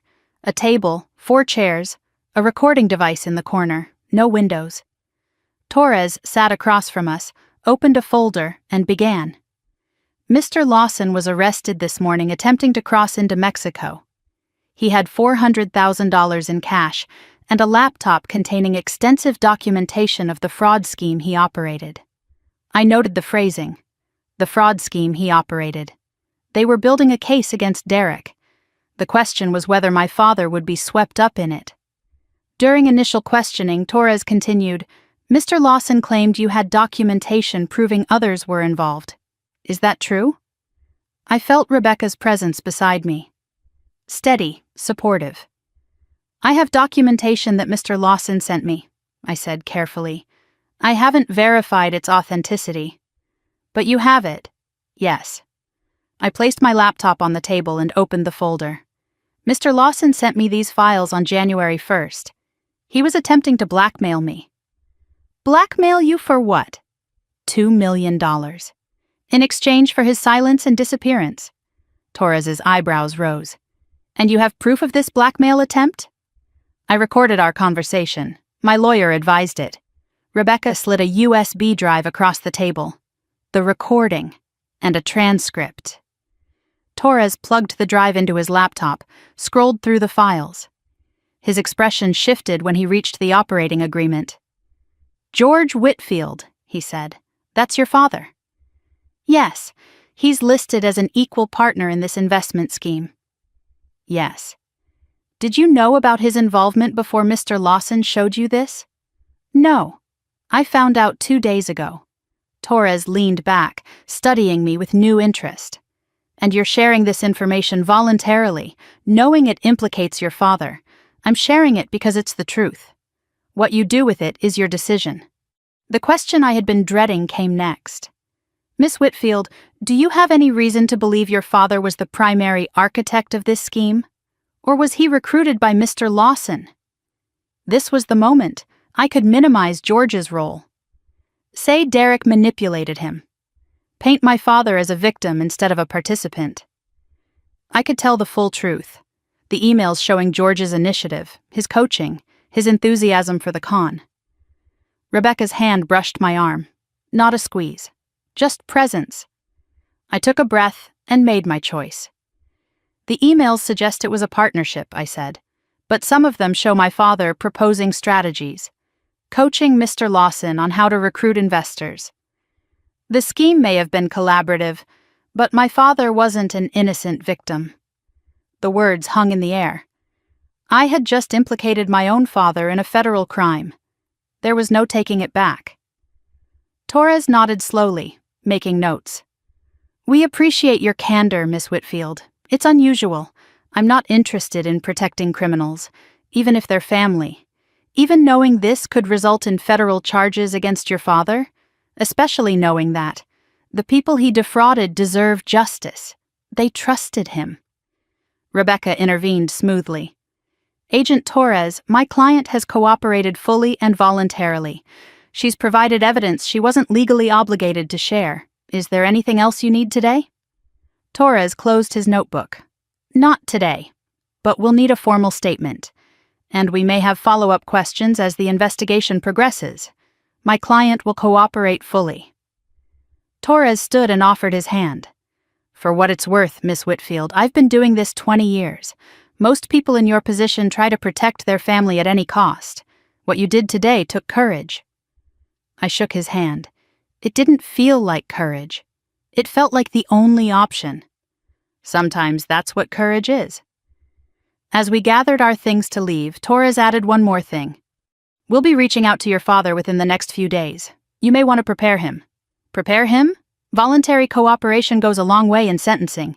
If he comes to us before we come to him? The implication was clear.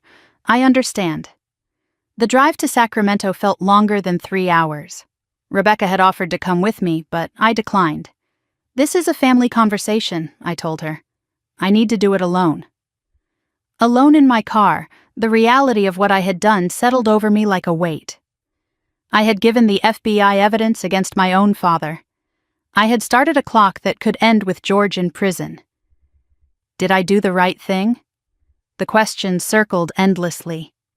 No clear answer came. I called Eleanor from the road. Grandma, I just left the FBI. Silence on the line, then, and? I told them everything, about Dad, about Derek, everything. How do you feel? I considered the question. Empty, scared, but clear. For the first time in weeks, I feel clear. That's how truth feels. Heavy and clear at the same time. What happens now? I'm going to see Dad. Give him a chance to cooperate before they come for him. That's more than he deserves. Maybe. But it's who I want to be. I don't want to destroy him, Grandma. I just want him to face what he's done. There's a difference between destruction and consequences. You're giving him the chance to choose. That's mercy. What if he doesn't take it? Then he's made his choice. And you've made yours. The rest is out of your hands. She paused. One more thing, Ashley. What? Your father has never faced real consequences in his life. He won't go quietly. Prepare yourself for that. My parents' house looked different in the evening light. Smaller, less imposing. The Christmas decorations were gone now, leaving just a suburban home like any other. No visible signs of the fraud that had been conducted from within these walls. No indication that lives had been ruined by the man who lived here. My mother's car sat in the driveway. My father's truck beside it. I parked and sat for a moment, remembering the last time I had arrived here. Christmas Eve. Carrying handmade scarves. Expecting nothing and receiving exactly that. A $2 lottery ticket and 25 people laughing. A lifetime ago.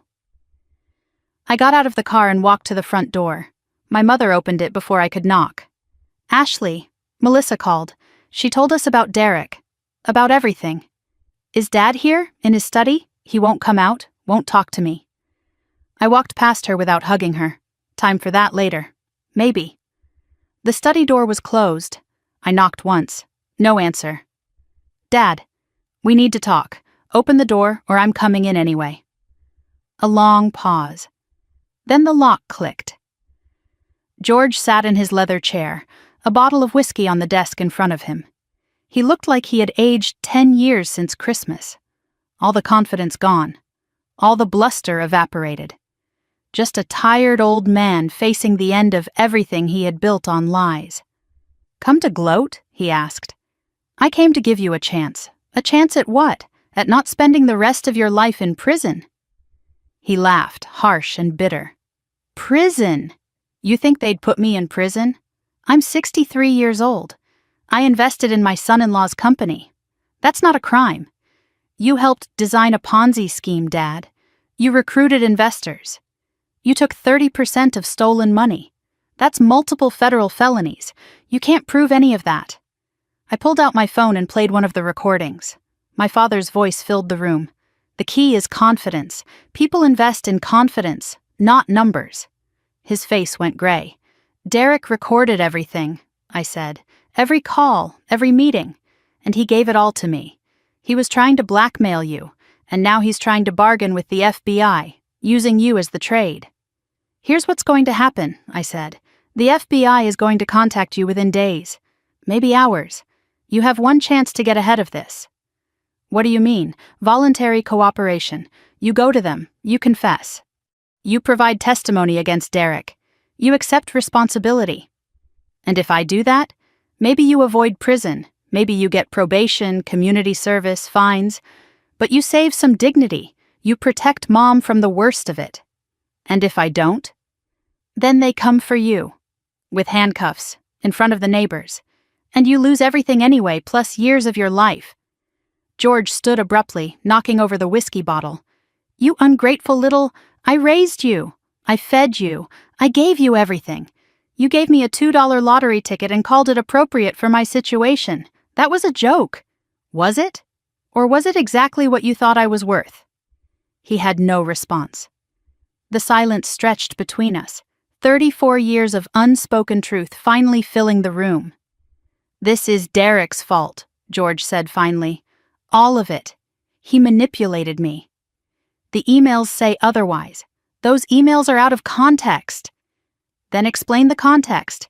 Explain why you wrote "don't put anything in writing," plausible deniability. Explain why you told Derek that Melissa should mind her own business because women and money.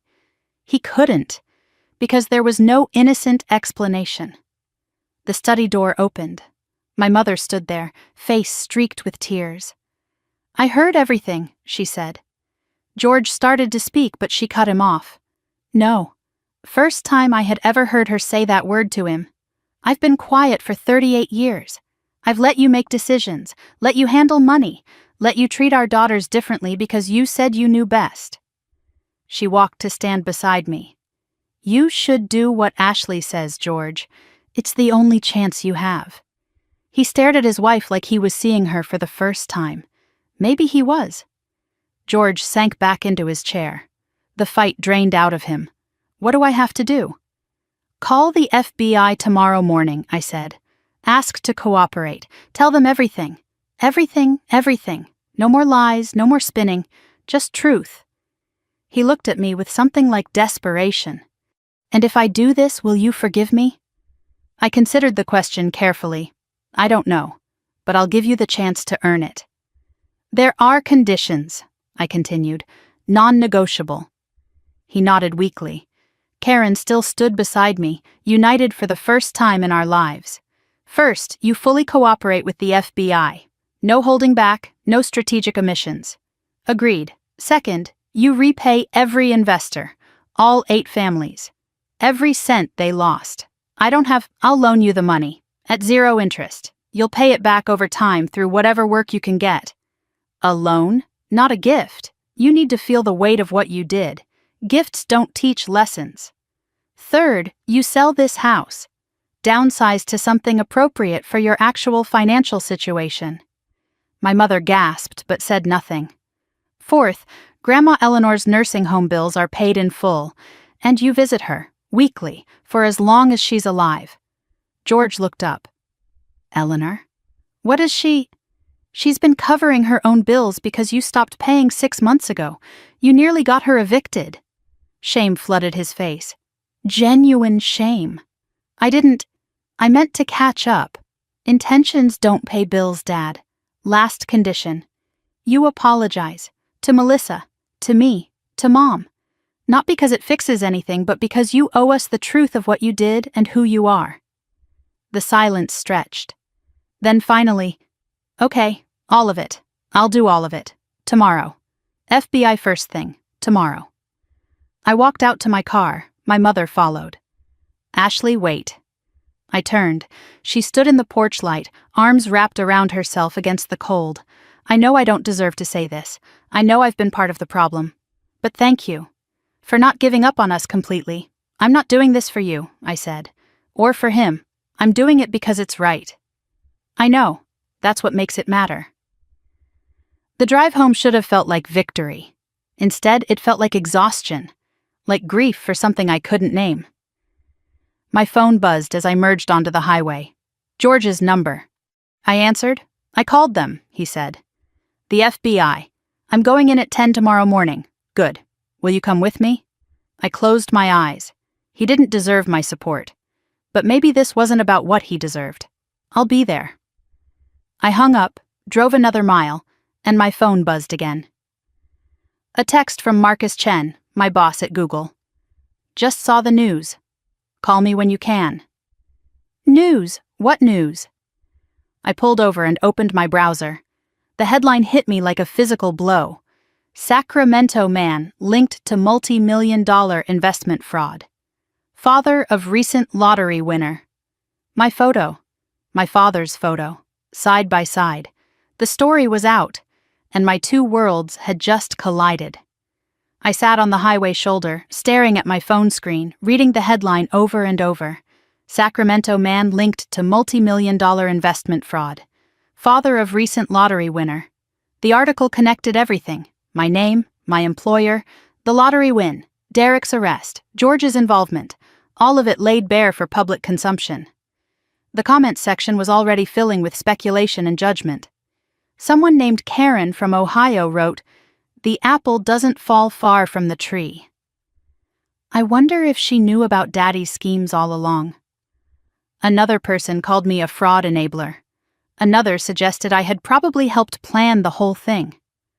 I scrolled past them, stomach churning, until I reached the end of the article. Then I read the whole thing again. The story had been posted at 6:45 that evening. Within 2 hours, it had been picked up by 3 major news outlets. By morning, it would be everywhere.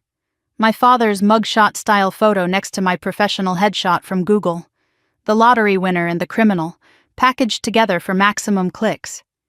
I put the phone down and gripped the steering wheel, breathed, counted to 10. Then pulled back onto the highway and kept driving. I had promised my father I would be at the FBI office in the morning. Whatever this news meant for my life, that promise still held. I arrived at the FBI Sacramento field office at 9:45 the next morning. My father and mother were already there, standing on the sidewalk outside the building. George wore the suit he had worn to Melissa's wedding, the nicest thing he owned. Karen clutched his arm like he might disappear if she let go. Both of them looked terrified. Good, I thought, then felt guilty for thinking it. "You came," George said when he saw me. "I said I would." Rebecca Chen arrived moments later, looking crisp and professional despite the early hour and the chaos of the past week. "This is highly unusual," she murmured to me as we approached the entrance, supporting the target of an investigation. "He's my father. That's why it's unusual." We walked into the building together, a family marching into the fire. Agent Torres met us in the lobby, his expression unreadable. "Miss Whitfield," he said with a nod. "Didn't expect to see you again so soon. I'm here to support my father, not to participate." He studied me for a moment, then turned to George. "Mr. Whitfield, if you'll come with me." George stood. His legs looked unsteady. He turned to look at me one last time. "Whatever happens," he said, "thank you for giving me this chance." I nodded. Couldn't speak. He disappeared through the security door and the waiting began. 3 hours passed. Karen paced the waiting room while I sat motionless, watching the clock. My phone buzzed constantly with news alerts and texts from numbers I didn't recognize. Reporters, probably. People who had somehow found my contact information. I turned the phone face down and tried to think about nothing. A text came through from Melissa, saw the news. "Are you okay?" I typed back. "With Dad at FBI. He's cooperating." Her response came immediately. "Good, call me when you can." The first supportive message I had ever received from my sister. Strange how crisis could reshape everything. At 1:15, the door opened. George walked out, looking like a man who had just confessed every sin of his entire life. His face was gray, his eyes red, but there was something else there, too. Something that looked almost like relief. "It's done," he said. "I told them everything." Karen rushed to him. "What happens now?" "They'll decide on charges." "But they said cooperation matters. They said someone had already given them the full picture, made my statement corroborate everything. He looked at me. I had done that. My evidence had made his confession easier. Whether that was mercy or manipulation, I still wasn't sure. "Let's go home, Dad." I sat in my car in the FBI parking lot after my parents left. The morning had drained something from me, left me hollow, but there was still another storm to face. I pulled out my phone and called Marcus Chen. "Ashley," he answered on the second ring. "I've been waiting for your call." "I'm sorry. It's been a complicated morning." "I saw the news." "Your father?" "Yes. He surrendered to the FBI today. He's cooperating." A long pause. "I appreciate you telling me directly." "Marcus, I want you to know that I had no idea about any of this until last week. The fraud, the scheme, I only found out after Derek ran." "I believe you." "You do?" "Ashley, I've worked with you for 6 years. I know who you are. The question isn't whether I believe you. The question is how we manage this publicly." "What do you mean?" "Your name is connected to your father's now. The lottery was already going to bring attention. This makes it complicated. Are you saying I should resign? I'm saying we need to talk. In person. Can you come in tomorrow? The infrastructure milestone. Can wait. Your career matters more right now. Tomorrow. My office. 9 o'clock. I'll be there. And Ashley? Whatever happens, you've done nothing wrong. Remember that." He hung up. "Whatever happens."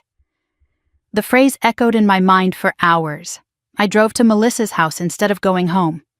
I couldn't face my empty apartment, couldn't face being alone with the headlines and the comments and the endless buzz of my phone. "Melissa opened the door before I knocked.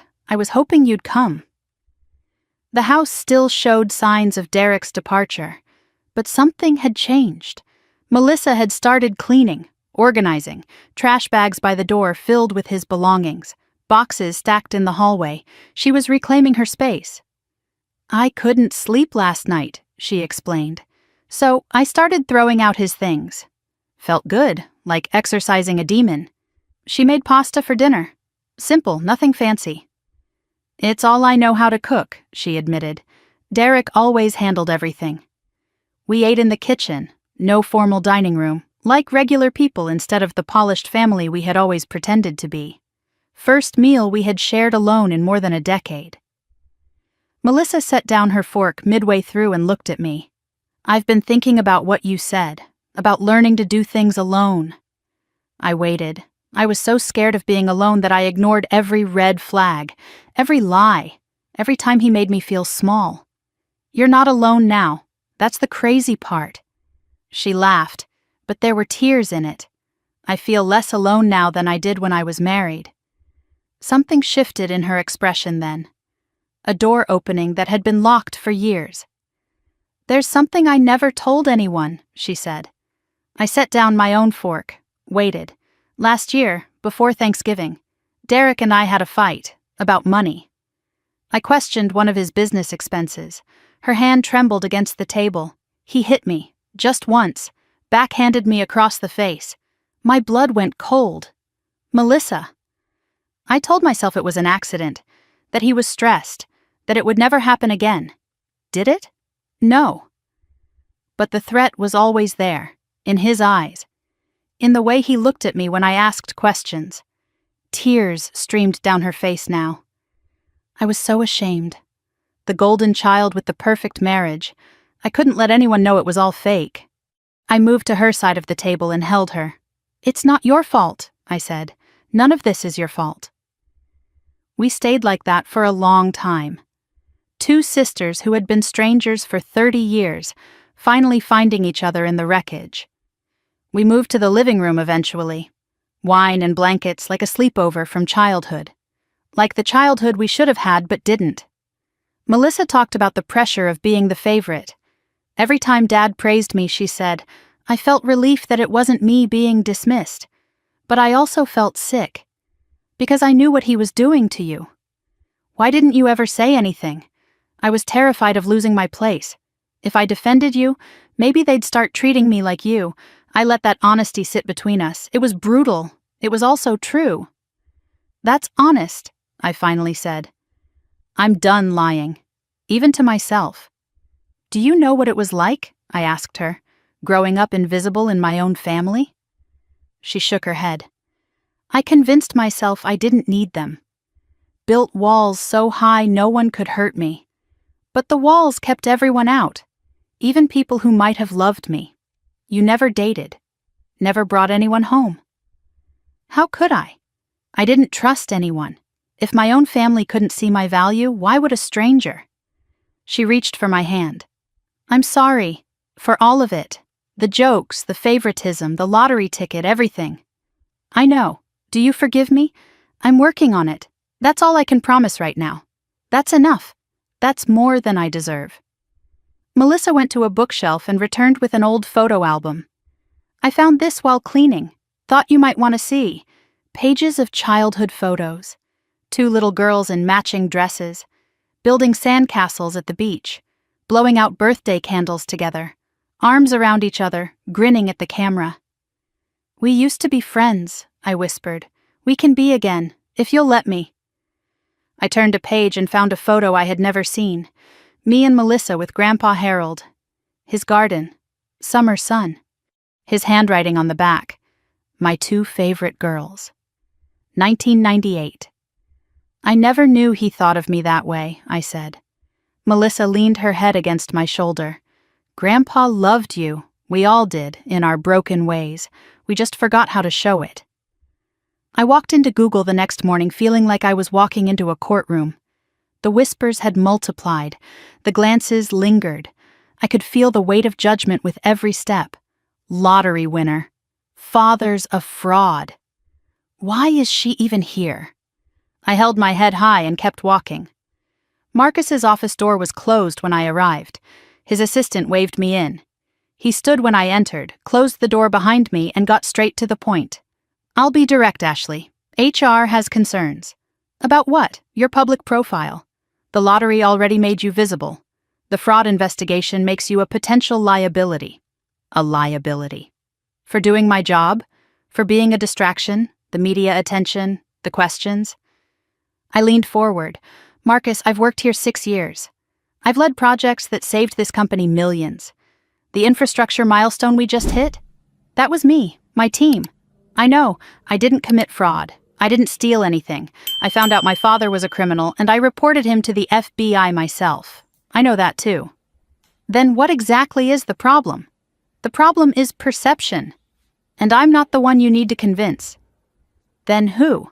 The VP of Engineering wants to meet with you. Tomorrow. He's concerned about optics. Marcus's support came without hesitation. For what it's worth, I told him you're the best program manager I've ever worked with. And I'll say it again tomorrow. Thank you. Don't thank me yet. Just be prepared. They may offer you a leave of absence. Paid. Until this blows over. And if I refuse, let's hope it doesn't come to that. The week that followed blurred together in a haze of meetings and negotiations and small victories. The VP meeting happened. I defended myself with data, with metrics, with 6 years of results that spoke louder than any headline. The outcome, no leave of absence, but reduced visibility. Kept off public-facing projects until the situation stabilized. It stung, but I still had my job, for now. George's situation moved forward. Federal charges were filed, wire fraud, securities fraud, conspiracy. But with his full cooperation, prosecutors recommended probation over prison. Sentencing hearing scheduled for March. He started attending meetings. Not AA, he didn't have a drinking problem, but something similar for people who needed structure and accountability. Small steps, uncertain progress. Melissa filed for divorce. I paid the retainer for her lawyer, but nothing else. She moved into a small apartment in San Jose near me, started looking for jobs. It's humbling, she admitted. I don't know what I'm qualified for. You're qualified to figure it out. I moved Eleanor to a better facility, Seaside Memory Care in Carmel, Ocean View, Garden, the kind of place she deserved. You're spending too much on me, she protested. I'm spending exactly enough. On January 10th, I checked my mail for the first time in days. Bills, junk, charity requests. and one envelope that made me stop breathing. Thick, cream-colored, official letterhead, National Association of Technology Innovation. I opened it with trembling hands. Dear Miss Whitfield, we are pleased to inform you that you have been selected as a recipient of the National Technology Achievement Award for your leadership in critical infrastructure protection. I read it 3 times. The ceremony would be held in Washington, D.C., nationally televised, black tie. My infrastructure project, the one that had kept systems running when everything else was falling apart, had been nominated by Marcus Chen. This award went to industry leaders, CEOs, founders, visionaries, not glorified secretaries, not invisible daughters, not women whose fathers called their work unimportant. I picked up my phone and called Melissa. I got invited to an award ceremony, National Technology Achievement. It'll be on TV.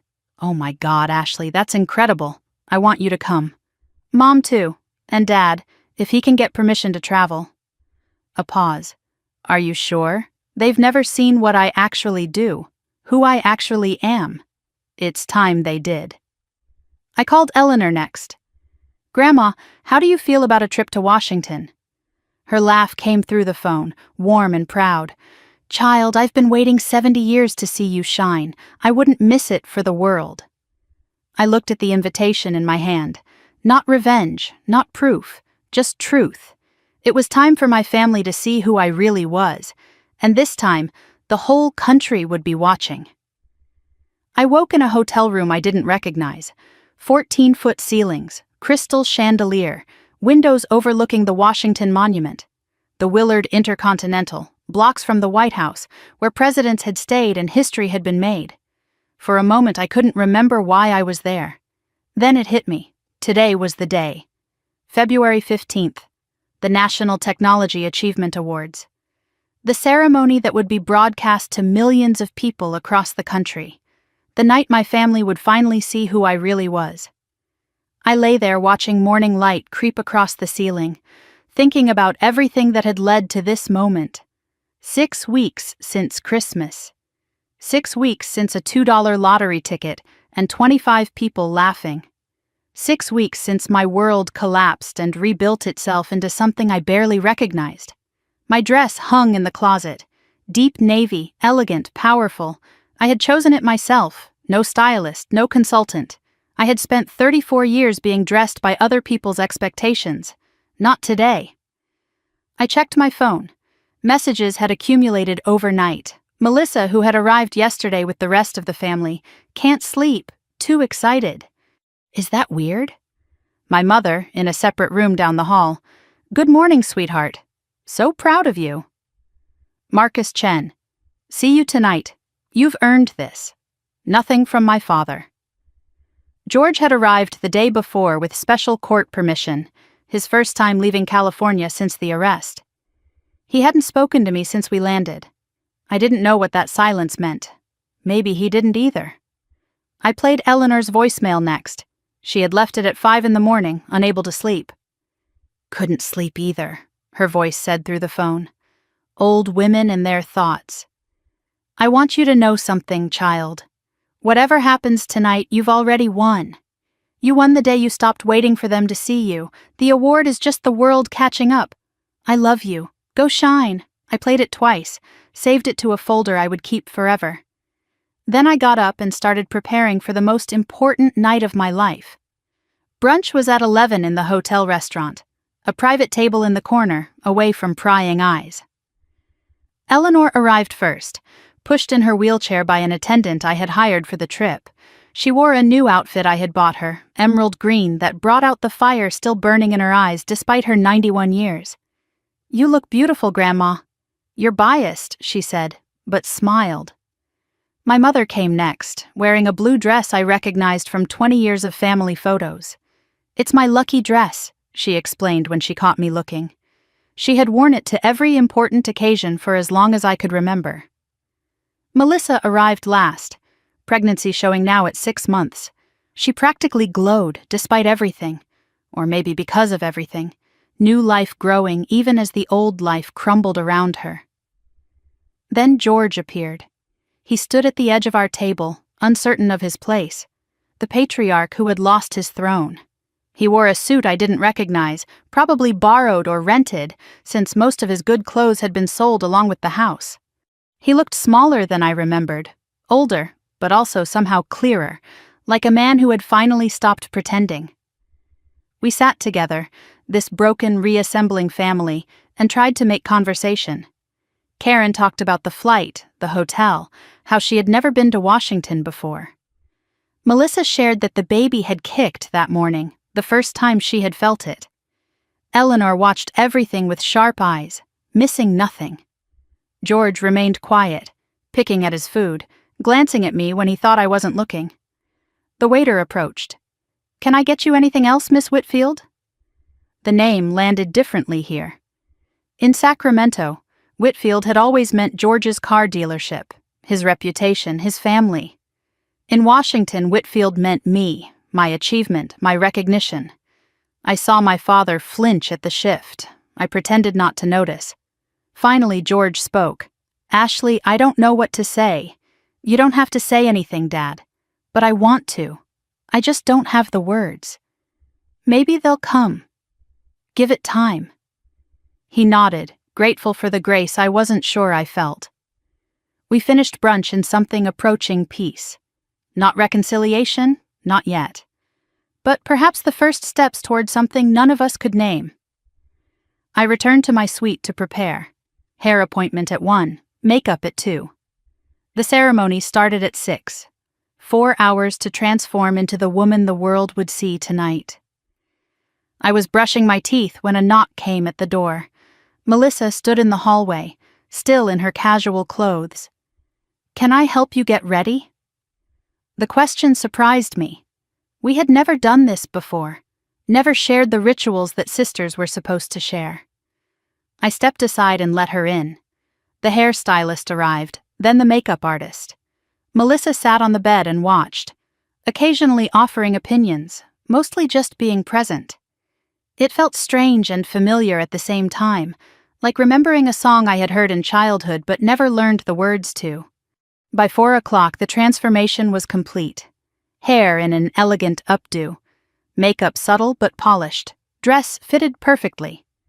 I stood in front of the full-length mirror and didn't recognize the woman looking back. "Is it too much?" I asked Melissa. "It's not enough." She came to stand beside me. "You look powerful." First time she had ever used that word about me. We studied our reflections together. 2 women, same blood, different wounds. We look like Mom, I realized, before she forgot how to be herself. Melissa reached into her purse and pulled out something small, a jewelry box. I brought something.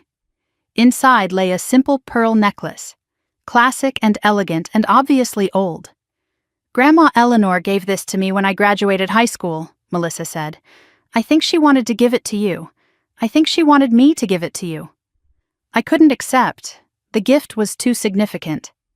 The gesture too loaded with meaning. "Melissa, I can't. Please. It should be yours tonight." She moved behind me and clasped the necklace around my neck. The pearls lay cool against my skin. 3 generations. Eleanor's pearls, given through Melissa, worn by me. One moment containing decades of complicated history. "I'm sorry," Melissa whispered. "I know. And I'm sorry too. For things I didn't even know I needed to apologize for." We stood there in the mirror, 2 sisters finally seeing each other clearly. Not enemies, not rivals. Just 2 women who had survived the same family in different ways. The National Building Museum was unlike anything I had ever seen. Massive Corinthian columns soaring 8 stories toward a glass ceiling. Red carpet stretching from the entrance to the grand hall. Photographers lined up behind velvet ropes, cameras flashing like lightning. Town cars pulled up one after another, depositing tech titans and government officials and industry leaders whose names I had read about for years. Our vehicle stopped at the carpet entrance.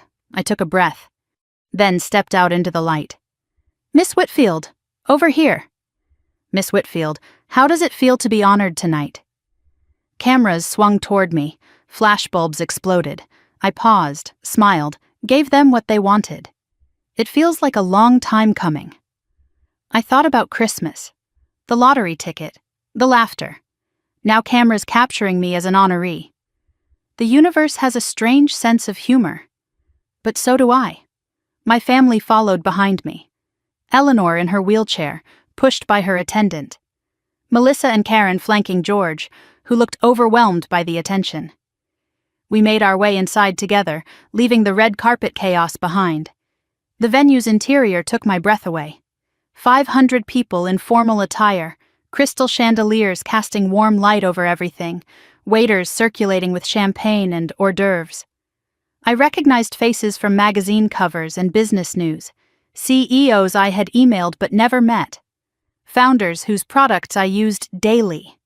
And there, cutting through the crowd toward me, Marcus Chen in a perfect tuxedo, grinning like a proud father. "You made it," he said. "Wouldn't miss it. I told you, you've earned this." He turned to my family, shaking hands with practiced warmth. "You must be George.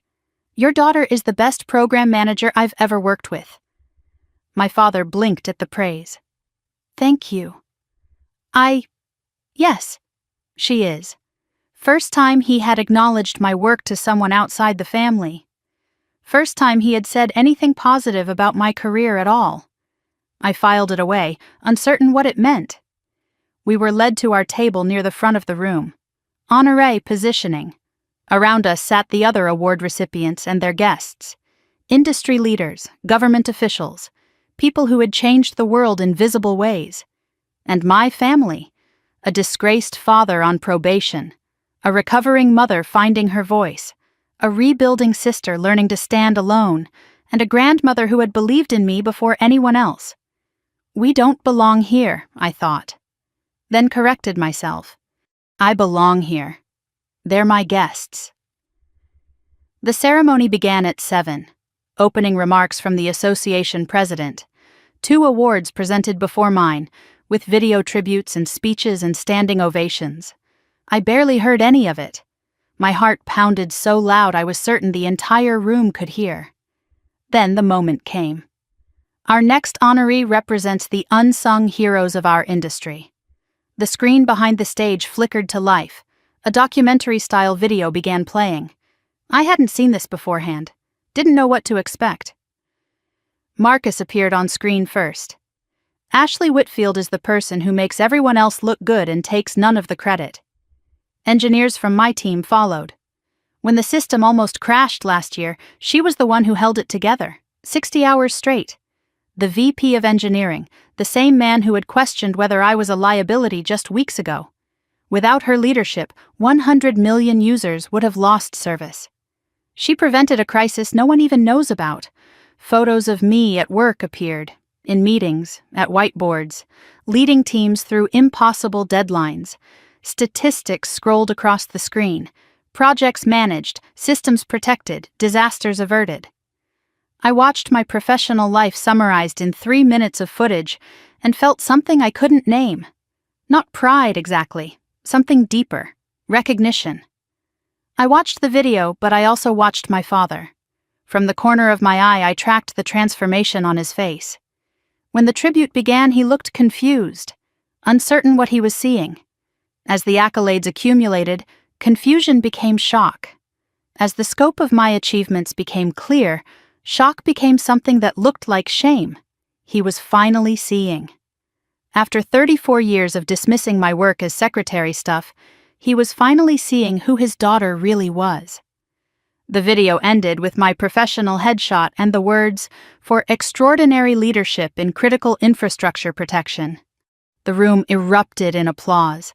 500 people rose to their feet. At my table, Eleanor wept openly, making no attempt to hide her tears. Karen's hands pressed against her mouth. Melissa beamed through her own tears. And George stood slowly, clapping mechanically, his face still processing what he had witnessed.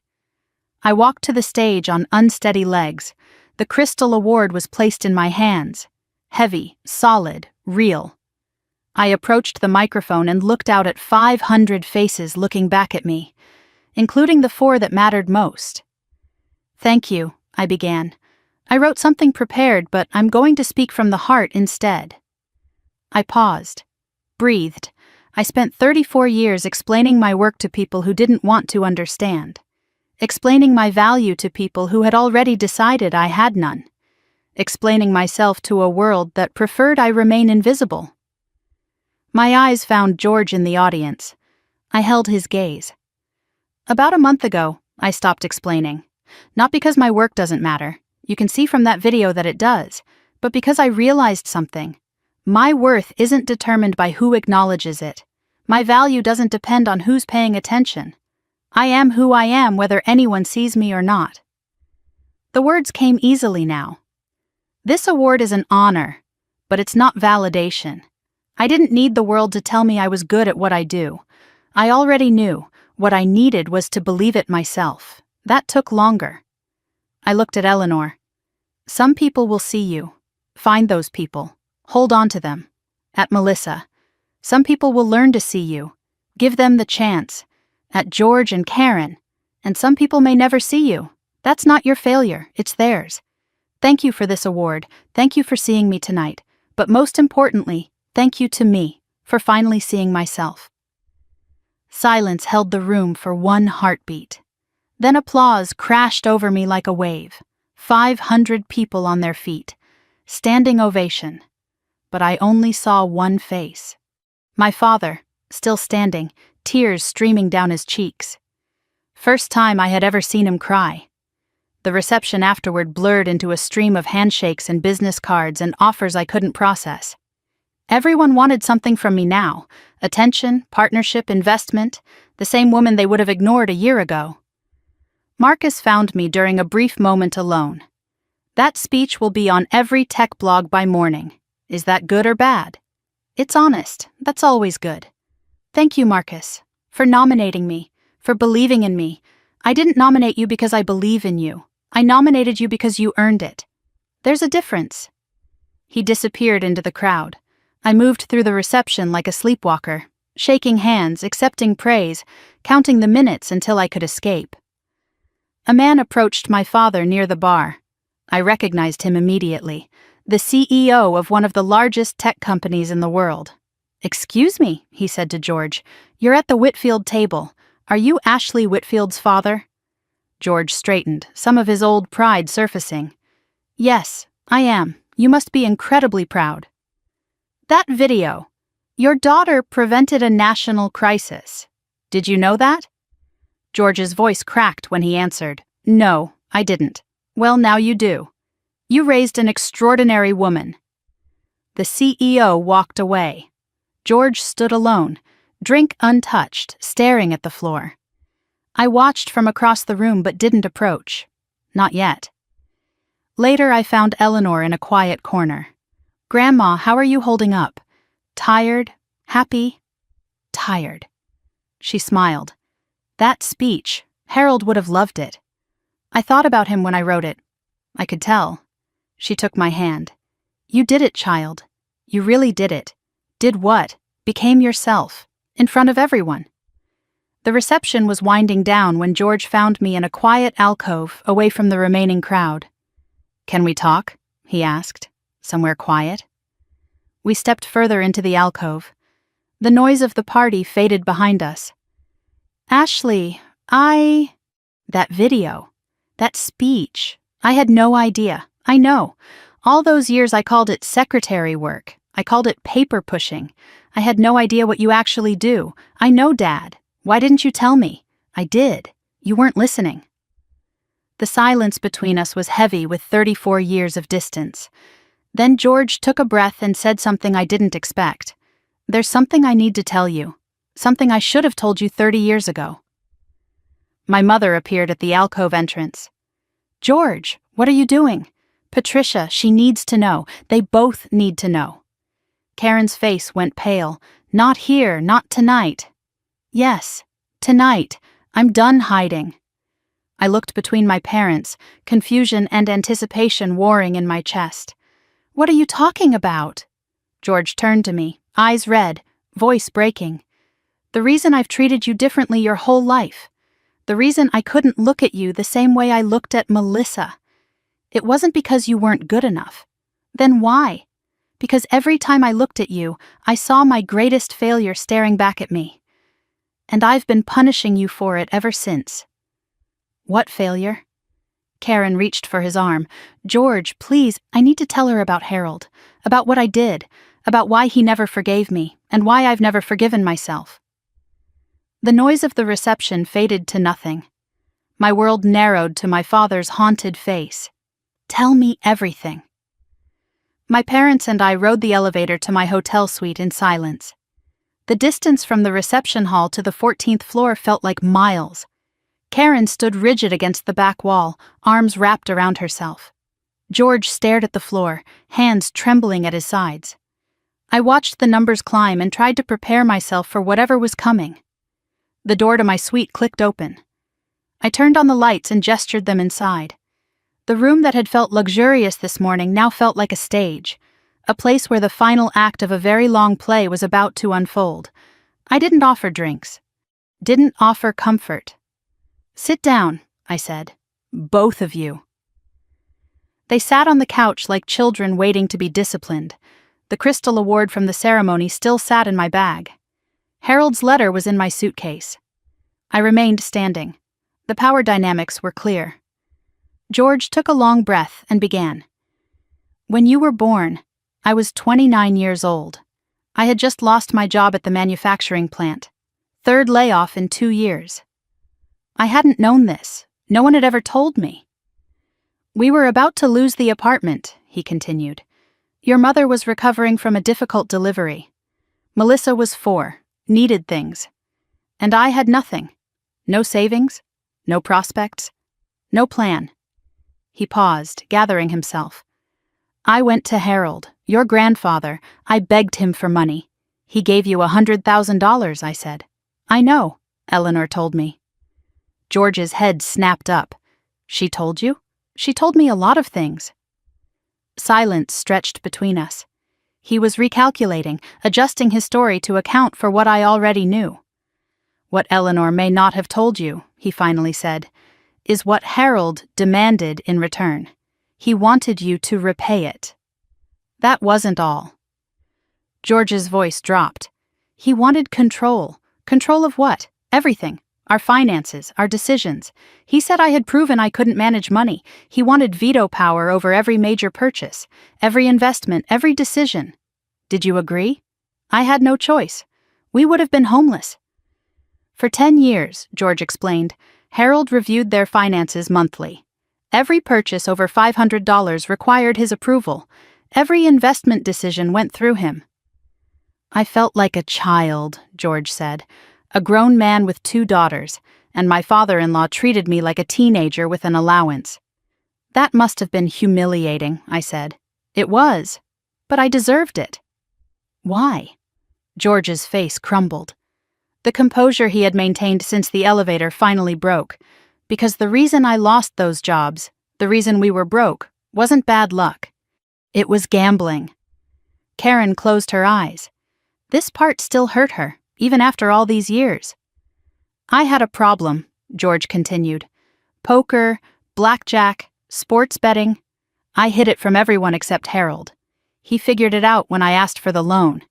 He knew you were a gambler. He knew I was an addict. That's why he insisted on the controls. He was protecting his daughter and grandchildren from me." The words hung in the air. My father, the confident patriarch, the man who had dismissed my achievements my entire life, was a gambling addict who had nearly destroyed his family before I could even remember. George looked at me directly for the first time since we entered the room. "You were born 6 weeks after I made that deal with Harold, and from the moment you could walk, you were his shadow." "I remember," I said. "He taught me to garden, to read, to love quiet things. You were exactly like him, quiet, watchful, smart in ways I couldn't understand. And that bothered you. It terrified me. Every time I looked at you, I saw him, judging me, knowing I was a failure, knowing I would never be good enough. So you hated me. I didn't hate you. I just couldn't love you the way you deserved. Every accomplishment of yours reminded me of him. Every success was proof that you were his, not mine. Something cracked inside me, not my heart breaking, something else, understanding forming. I couldn't hate Harold, George continued. He saved us. I couldn't hate your mother. She had given up everything to stay with me. So you transferred it on to me. I transferred it on to you. And I've been doing it for 34 years. I turned to my mother. You knew all this? Karen nodded, tears streaming down her face. I knew. I've always known. And you said nothing. For 34 years. I chose peace over truth. I thought if I kept things smooth, eventually it would get better. It never got better. No, it got worse. And by the time I realized, I didn't know how to stop it. She took a shaky breath. When you were 10, your father wanted to leave. The words hit like a physical blow. Leave? Divorce? He said he couldn't stand living under Harold's shadow anymore. Couldn't stand looking at you and seeing his own shame. What stopped him? Karen's voice broke. I begged. I told him the girls needed their father. I told him we could make it work. And the price was what? I stopped defending you. I stopped pointing out how unfair he was being. I let him treat you however he wanted as long as he stayed. The room spun slightly. My mother had traded my well-being for her marriage. You sacrificed me. I sacrificed all of us. I just didn't see it then. Did Melissa know? Melissa was the compensation. The more your father pulled away from you, the more he invested in her. I let it happen because at least one of my daughters had his love. You made her the golden child to balance out making me the scapegoat. Karen nodded, sobbing. I'm so sorry. I'm so sorry. I walked to the window. The Washington Monument glowed white against the night sky. The same city where I had just received a national award. The same night I was learning that my entire childhood had been shaped by my father's gambling addiction and my mother's cowardice. I could rage, I could scream, I could throw them out of this room and never speak to them again. I didn't do any of those things. Something Harold had written in his letter came back to me. Don't let it harden your heart, but don't let it make you small either. I turned back to my parents. Both watched me, terrified of what I might say. Thank you for telling me. George's voice was raw. That's all you have to say? What do you want me to say? That I forgive you? I don't know if I can. That I understand? I'm trying to. That this changes everything? It doesn't. What happened, happened. Knowing why doesn't undo it. But I will say this. You've both spent 34 years carrying this secret. That must have been exhausting. It was, Karen whispered. I'm not going to carry it for you. The shame is yours. The guilt is yours. I'm done being the container for everyone else's pain. George looked up at me. What does that mean? It means I'm not your redemption project. You want forgiveness? Earn it. Not from me, from yourselves. I went to my suitcase and pulled out Harold's letter, the one he had left with the bonds, the one Eleanor had given me on New Year's Eve. There's something you should see, I said. I handed it to George. Harold left me this, along with bonds worth $150,000. His hands trembled as he unfolded the paper. I watched his face as he read. The quiet ones see everything. I've watched you grow, watched how they overlook you. This money is yours. I didn't tell your father because he would have found a way to spend it. George's face contorted as he reached the end. He knew, he said. He always knew what I was doing to you. And he protected me anyway, even after death. George set the letter down and covered his face with both hands. The sobs that came were not quiet tears. They were body-shaking grief, decades of shame finally breaking through.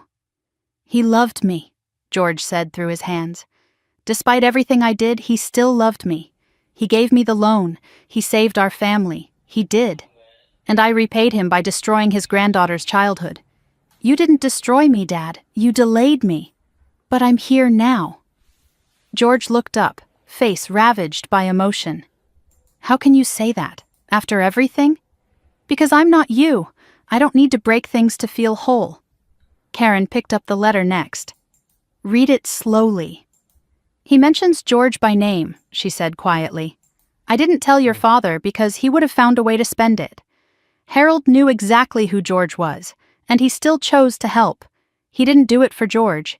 He did it for us. For you girls. I know, that's what real love looks like. It protects even when it's not appreciated. A knock at the door interrupted us. I opened it to find Melissa standing in the hallway, pajamas visible under her hotel robe. I saw Mom and Dad come up hours ago, she said. Is everything okay? I looked back at my parents, both wrecked and exhausted from the weight of confession. Come in. You should hear this too. Melissa sat down, and I summarized everything. The loan, Harold's conditions, George's gambling, Karen's bargain. With each revelation, Melissa's face transformed. By the end, she looked like someone waking from a very long sleep.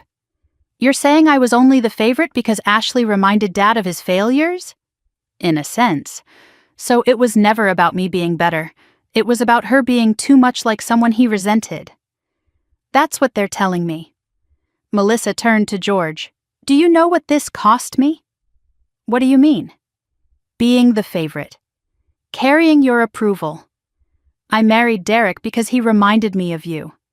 Charming, confident, full of promises. And look where that got me. Melissa, you taught me that love looks like investment, like money, like grand gestures. And now I'm pregnant, alone, and starting over at 38. George had no defense. We're all victims here, Dad, Melissa said quietly. All three of your women, you just couldn't see it. We talked until we couldn't anymore. Around 4 a.m, George and Karen finally left. Melissa stayed, falling asleep on my couch. I couldn't sleep at all. I stood at the window watching Washington wake up. The Crystal Award sat on the desk, Harold's letter beside it. In 12 hours, I had received a national award and learned my entire childhood was collateral damage from my father's addiction and my mother's fear. I should feel destroyed. I didn't. I felt something unexpected. Free. I'm not crazy. I wasn't imagining it. It was real. And now I know why. Knowledge is a strange kind of healing. It doesn't fix the wound, but it names it. My phone buzzed at 5:47. Email notification, FBI seal on the header. Subject line, Re Whitfield Investment Partners. Plea agreement finalized. I opened it and read quickly. Derek had accepted a plea deal. In exchange for reduced charges, he had provided full documentation of all investors and co-conspirators. A list was attached. I scrolled down. George Whitfield. Name highlighted. Full cooperation recommended. Sentencing hearing scheduled March 15th. I looked at my sleeping sister, thought of my parents, probably just now arriving at their hotel room. The night of confessions wasn't over. George's secrets were about to become public record, and in 4 weeks the whole world would know what he did. The federal courthouse in Sacramento looked different in March than it had in January, less threatening somehow, or maybe I had changed.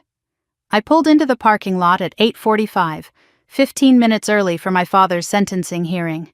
The same route I had driven 100 times in the past 2 months. Sacramento had become familiar in ways I never expected. A city I had once associated only with childhood disappointment was now the place where my family was slowly, painfully learning to tell the truth. My mother waited on the courthouse steps, clutching her purse the way she always did when she was nervous. Melissa stood beside her, pregnancy obvious now at 7 months. Neither of them had slept well. I could see it in their faces. But they were here. We all were. My father was already inside with his lawyer, preparing for whatever came next. Eleanor couldn't make the trip. She was watching via video link from her new facility in Carmel. I had arranged the technology myself. She deserved to see this, even if seeing it would break her heart. Rebecca Chen stood near the courthouse entrance, professional and composed. "Whatever happens," she said as I approached, "you've done everything you could, have I? More than most would." We entered the courtroom together, a family walking into judgment. George sat at the defendant's table in the suit he had worn to Melissa's wedding. The same suit he had worn to my award ceremony in Washington. The only nice suit he had left, since most of his clothes had been sold with the house. He looked smaller than I remembered. Older, but also somehow clearer. 3 months of therapy, 90 support group meetings. Community service hours already started even before sentencing. He turned when we entered, saw his family filing into the gallery behind him. Nodded once, then turned back to face the judge's bench. The proceedings began at 10. Judge Margaret Sullivan presiding. The prosecutor summarized the case in clinical language that stripped away everything human. Wire fraud, securities fraud, conspiracy, 8 families defrauded, $600,000 in losses. George Whitfield, recruiter, co-architect, 30% beneficiary. I listened to my father's crimes cataloged as federal charges and felt strangely distant. This was history now. The story of what had happened. What mattered was what would happen next. The judge asked if the defendant wished to make a statement. George's lawyer had advised him to speak. He stood on unsteady legs and faced Judge Sullivan. His voice, when it came, was quieter than I had ever heard it. "I have no excuses, Your Honor. I made choices that hurt people who trusted me. Friends I've known for 30 years. Family I should have protected. I can't undo what I did. But I can spend whatever time I have left trying to make it right. No deflection, no blame shifting, just accountability." He disclosed the gambling addiction that had started everything. The therapy he had committed to. The restitution already begun. Full acceptance of responsibility. I watched my father do something I had never seen him do before. Take ownership of his failures without trying to minimize them. The prosecutor stood next. "The government acknowledges Mr. Whitfield's full cooperation," she said. "His testimony was instrumental in securing Mr. Lawson's conviction. His immediate restitution efforts have been unusually thorough. I knew what that meant. My money, the investor repayment fund I had established. Every cent returned to every family George had recruited. $300,000 of my lottery winnings, given as a loan to my father that he would spend years repaying." In light of these factors, the prosecutor continued, "The government recommends sentencing at the lower end of guidelines." Judge Sullivan reviewed her notes for what felt like hours, but was probably only minutes. "Mr. Whitfield," she finally said, "you betrayed the trust of your community. That cannot be overlooked." My mother gripped my hand. Melissa held her breath. "However," the judge continued, "I also see genuine remorse and substantial efforts toward restitution. The sentence, 5 years probation, 500 hours community service, continued therapy, forfeiture of any remaining fraud proceeds. No prison." My mother sobbed with relief. Melissa exhaled like she had been holding her breath for months. I felt something I hadn't expected. Relief I didn't know I needed. George turned to his family, tears streaming down his cheeks. Mouthed, "Thank you." I nodded. Couldn't speak. Whatever came next, this chapter was closed. Derek's sentencing had happened 2 weeks earlier. I didn't attend. Had no reason to. But I followed the news. 7 years federal prison. $2.3 million in restitution ordered. Money that would never be paid because Derek had nothing left. Additional charges pending in 3 other states. The Golden Boy reduced to an inmate number. Melissa had told me about it over the phone. "I felt nothing," she said. "I thought I'd feel satisfied, vindicated, something." "What did you feel?" "Empty. And then free. Like a door finally closed. That's grief, for the person you thought he was." "I guess so. I'm just glad it's over." Derek had sent one letter from prison. Not to apologize. To blame. "Melissa showed it to me when I visited. You ruined my life by bringing your family into my business. Can you believe this?" I could. People like Derek never accepted responsibility. That was what made them dangerous. That was what made them who they were. Melissa threw the letter in the trash without responding. I'm done reading his words.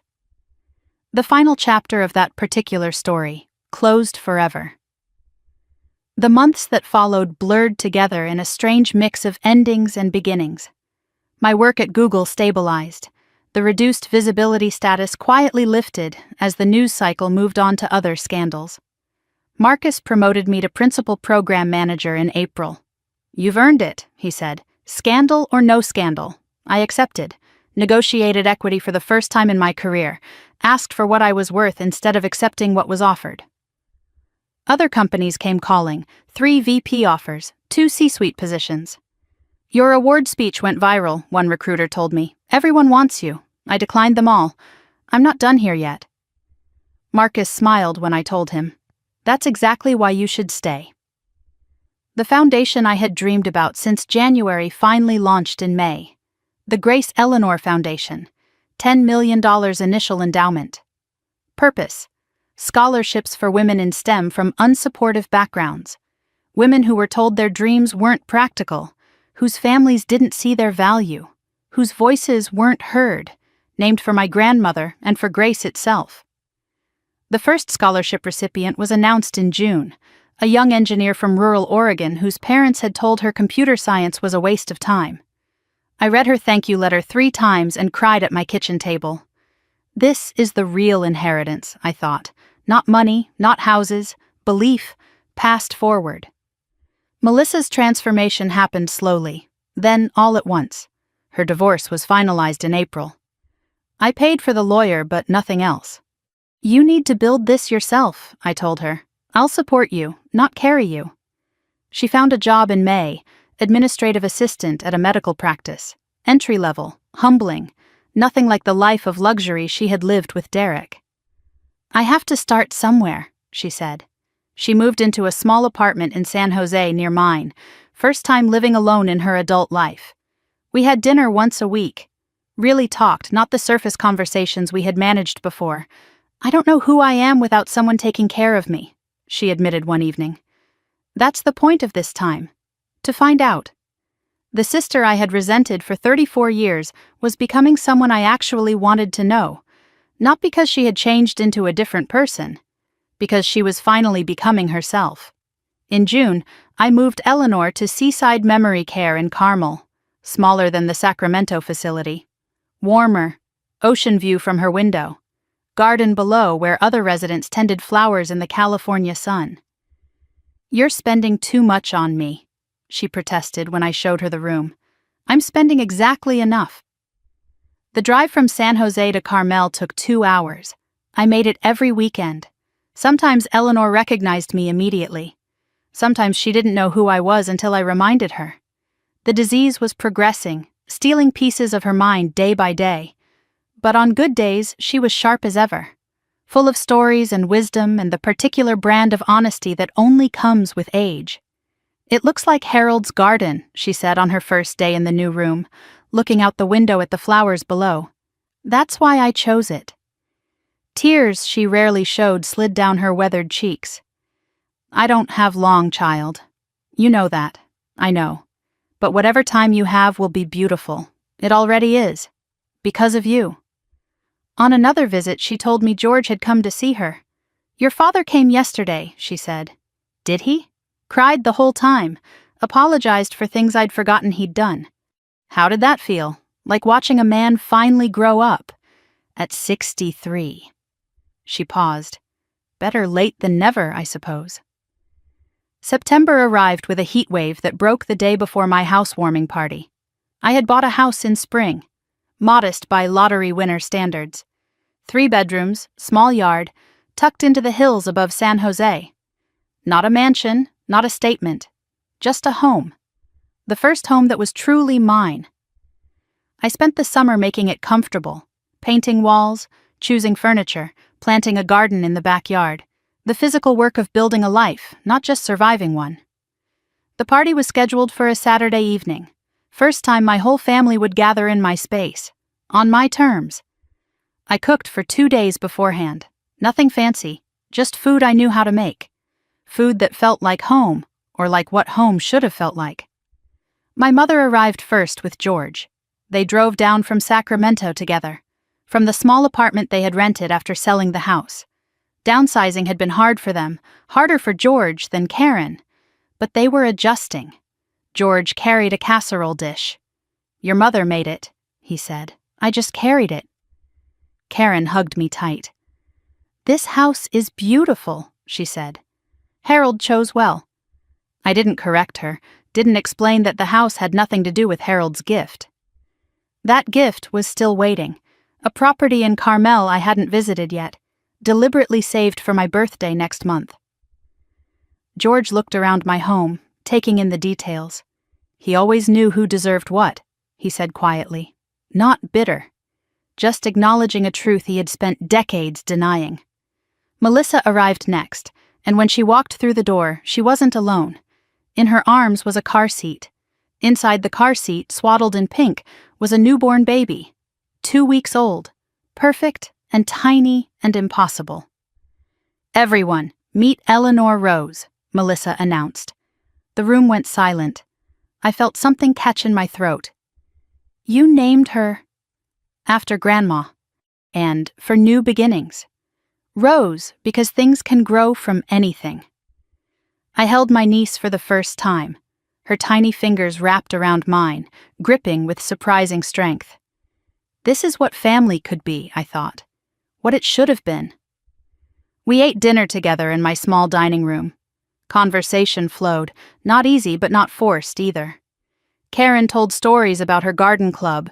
George talked about his community service, mentoring at-risk youth at a local center. "Turns out I'm good with teenagers who've made bad choices," he said. "Takes one to know one." First joke I had heard him make about himself. First sign that the man I had known was becoming someone different. After dinner, George helped me clear plates. He stood beside me at the sink, silent for a long moment. "I want to say something," he finally said, "and I need you to let me finish." I nodded, kept washing dishes. "I'm proud of you, not because of the award, not because of the lottery. I'm proud of who you are, who you've always been. I was too broken to see it, but you were always the strongest one in this family." I set down the dish I was holding. "Thank you. I know it doesn't fix anything. It doesn't. But it means something. It means you're trying. I am. I'm going to keep trying." I nodded, returned to the dishes. No hug, no tears, just truth. That was enough. The guests left by 9. George and Karen driving back to Sacramento. Melissa taking baby Eleanor home to her apartment nearby. The house went quiet. I stood in my garden, twilight settling over the hills, and thought about everything that had brought me here. 1 year since Christmas. Everything different. Nothing fixed. But something healing. My father would never be the father I deserved. My mother would never be the mother I needed. But they were trying. All of them. And I had stopped waiting for them to be different. I checked my mail on the way back inside. Bills, junk, charity requests, and one envelope that made me stop breathing. Thick. Cream-colored, law firm letterhead, Chen and Associates, Estate Division. I opened it with trembling hands. "Dear Miss Whitfield, pursuant to the terms of the Harold Mitchell Trust, we are writing to inform you of a clause that activates upon your 35th birthday. My birthday was next month, October 15th. A property located in Carmel, California, valued at approximately $2 million. A house. Harold had left me a house. There was another envelope inside. Smaller. Sealed. Harold's handwriting on the front. To be opened on your 35th birthday. Not before." I held it in my hands. This final gift from a grandfather who had seen me when no one else did. Whatever it contained, he had wanted me to have it at exactly the right time. Harold always did have perfect timing. I woke on October 15th to morning light streaming through my bedroom window, 35 years old. The number felt significant in a way other birthdays hadn't. Not because of the age itself, but because of what waited on my nightstand. Harold's letter, still unopened, sealed for 10 years, saved for this exact day. I had kept it there for 3 weeks since the law firm's notification arrived. Every night I looked at it before falling asleep. Every morning I looked at it before getting up. Waiting, honoring his instructions. Today was the day. I made coffee first, watered my plants, let Clover out into the backyard and watched her chase squirrels she would never catch. My rescue dog, a golden retriever mix with a crooked ear and boundless enthusiasm, had been with me for 2 months now. She didn't care that I was a millionaire, didn't care about the headlines or the family drama or any of it. She just wanted to be near me. That kind of love was worth more than any lottery jackpot. I returned to my bedroom and sat on the edge of the bed. The envelope lay where I had left it, Harold's handwriting on the front. To be opened on your 35th birthday, not before. 1 year ago, I hadn't known this letter existed. 1 year ago, I was driving to my parents' house with handmade scarves, expecting nothing, receiving exactly that. A $2 lottery ticket and 25 people laughing. Everything had changed since then. Everything except this envelope. "Okay, Grandpa," I said to the empty room. "Let's see what you have to say." The seal broke easily despite its age. Inside were 3 pages, handwritten, dated 10 years ago. Harold's precise handwriting, familiar from the first letter Eleanor had given me on New Year's Eve. I unfolded the pages and began to read. "My dearest Ashley," the letter began. "If you're reading this, I'm gone, and you've turned 35. I chose this age for a reason. By 35, most people know who they are.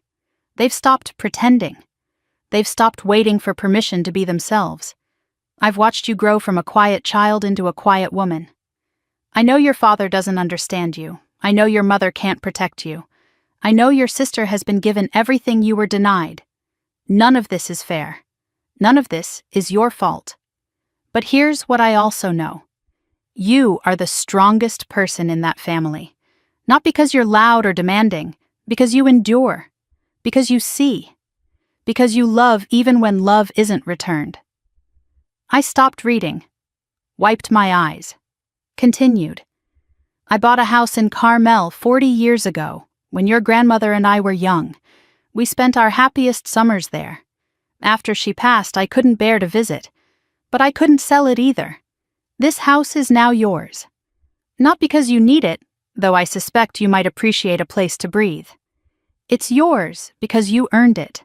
Every silent dinner, every dismissed achievement, every time you chose kindness over bitterness. You earned this." The final paragraph blurred through my tears. "I won't tell you what to do with your life. You've never needed anyone to tell you that. But I will tell you this. The quiet ones see everything. We notice what others miss. We carry what others drop. And in the end, we're the ones who matter most. Be happy, Ashley. Not for anyone else. For yourself. You deserve it. All my love, forever. Grandpa Harold." I read it 3 times, then held it against my chest and cried. Not sad tears. Something else. Relief. Recognition. Being seen across time and death by someone who had understood me completely. The drive to Carmel took 2 hours. Clover sat in the passenger seat, nose out the window, tail wagging at every new smell. Highway 1 wound along the coast, Pacific Ocean appearing and disappearing around curves. I drove in silence. No music, no podcasts. Just the road and my thoughts and the letter tucked safely in my purse. Carmel appeared like something from a postcard. Cypress trees bent by decades of wind. Art galleries and dog-friendly restaurants. A town that felt separate from ordinary life, protected by geography and intention.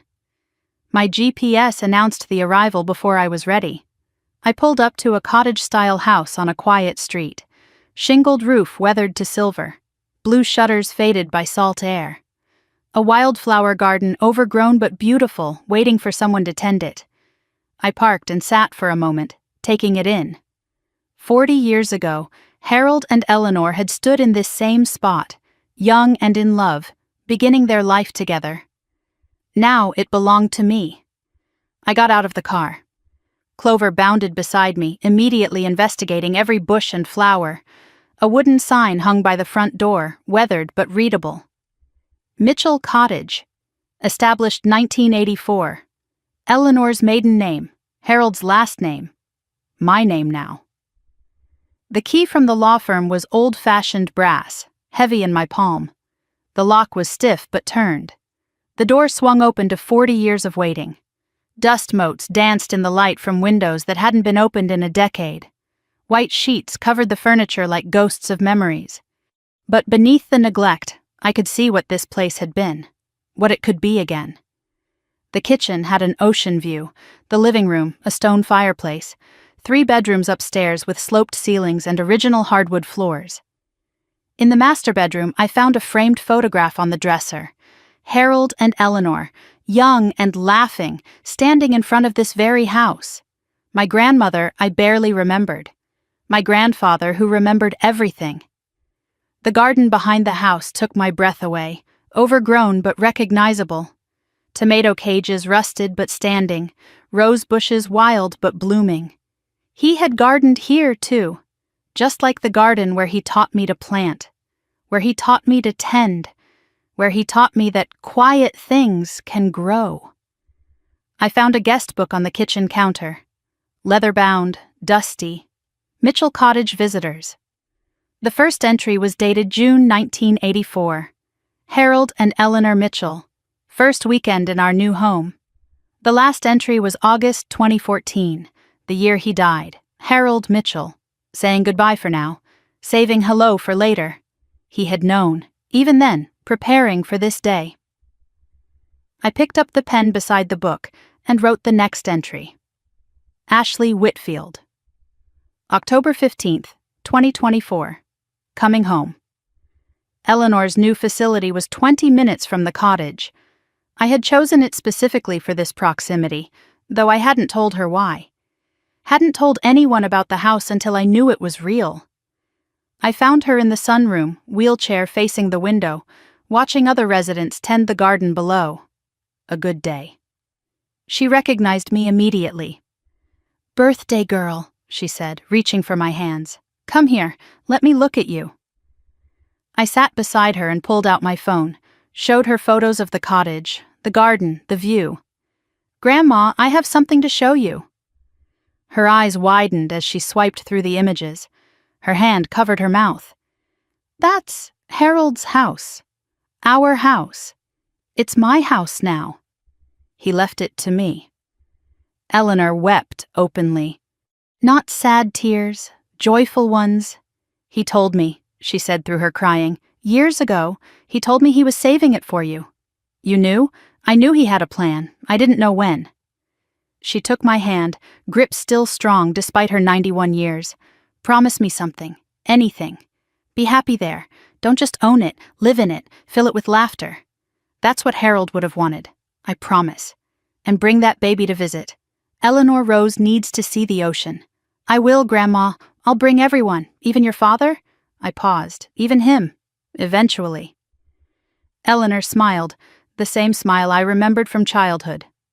"That's my girl. That's Harold's girl." 1 year later, I stood in the kitchen of the Carmel cottage on Christmas morning. 12 months since the Christmas that changed everything. 365 days of transformation, loss, healing, and growth. This year, Christmas was at my house.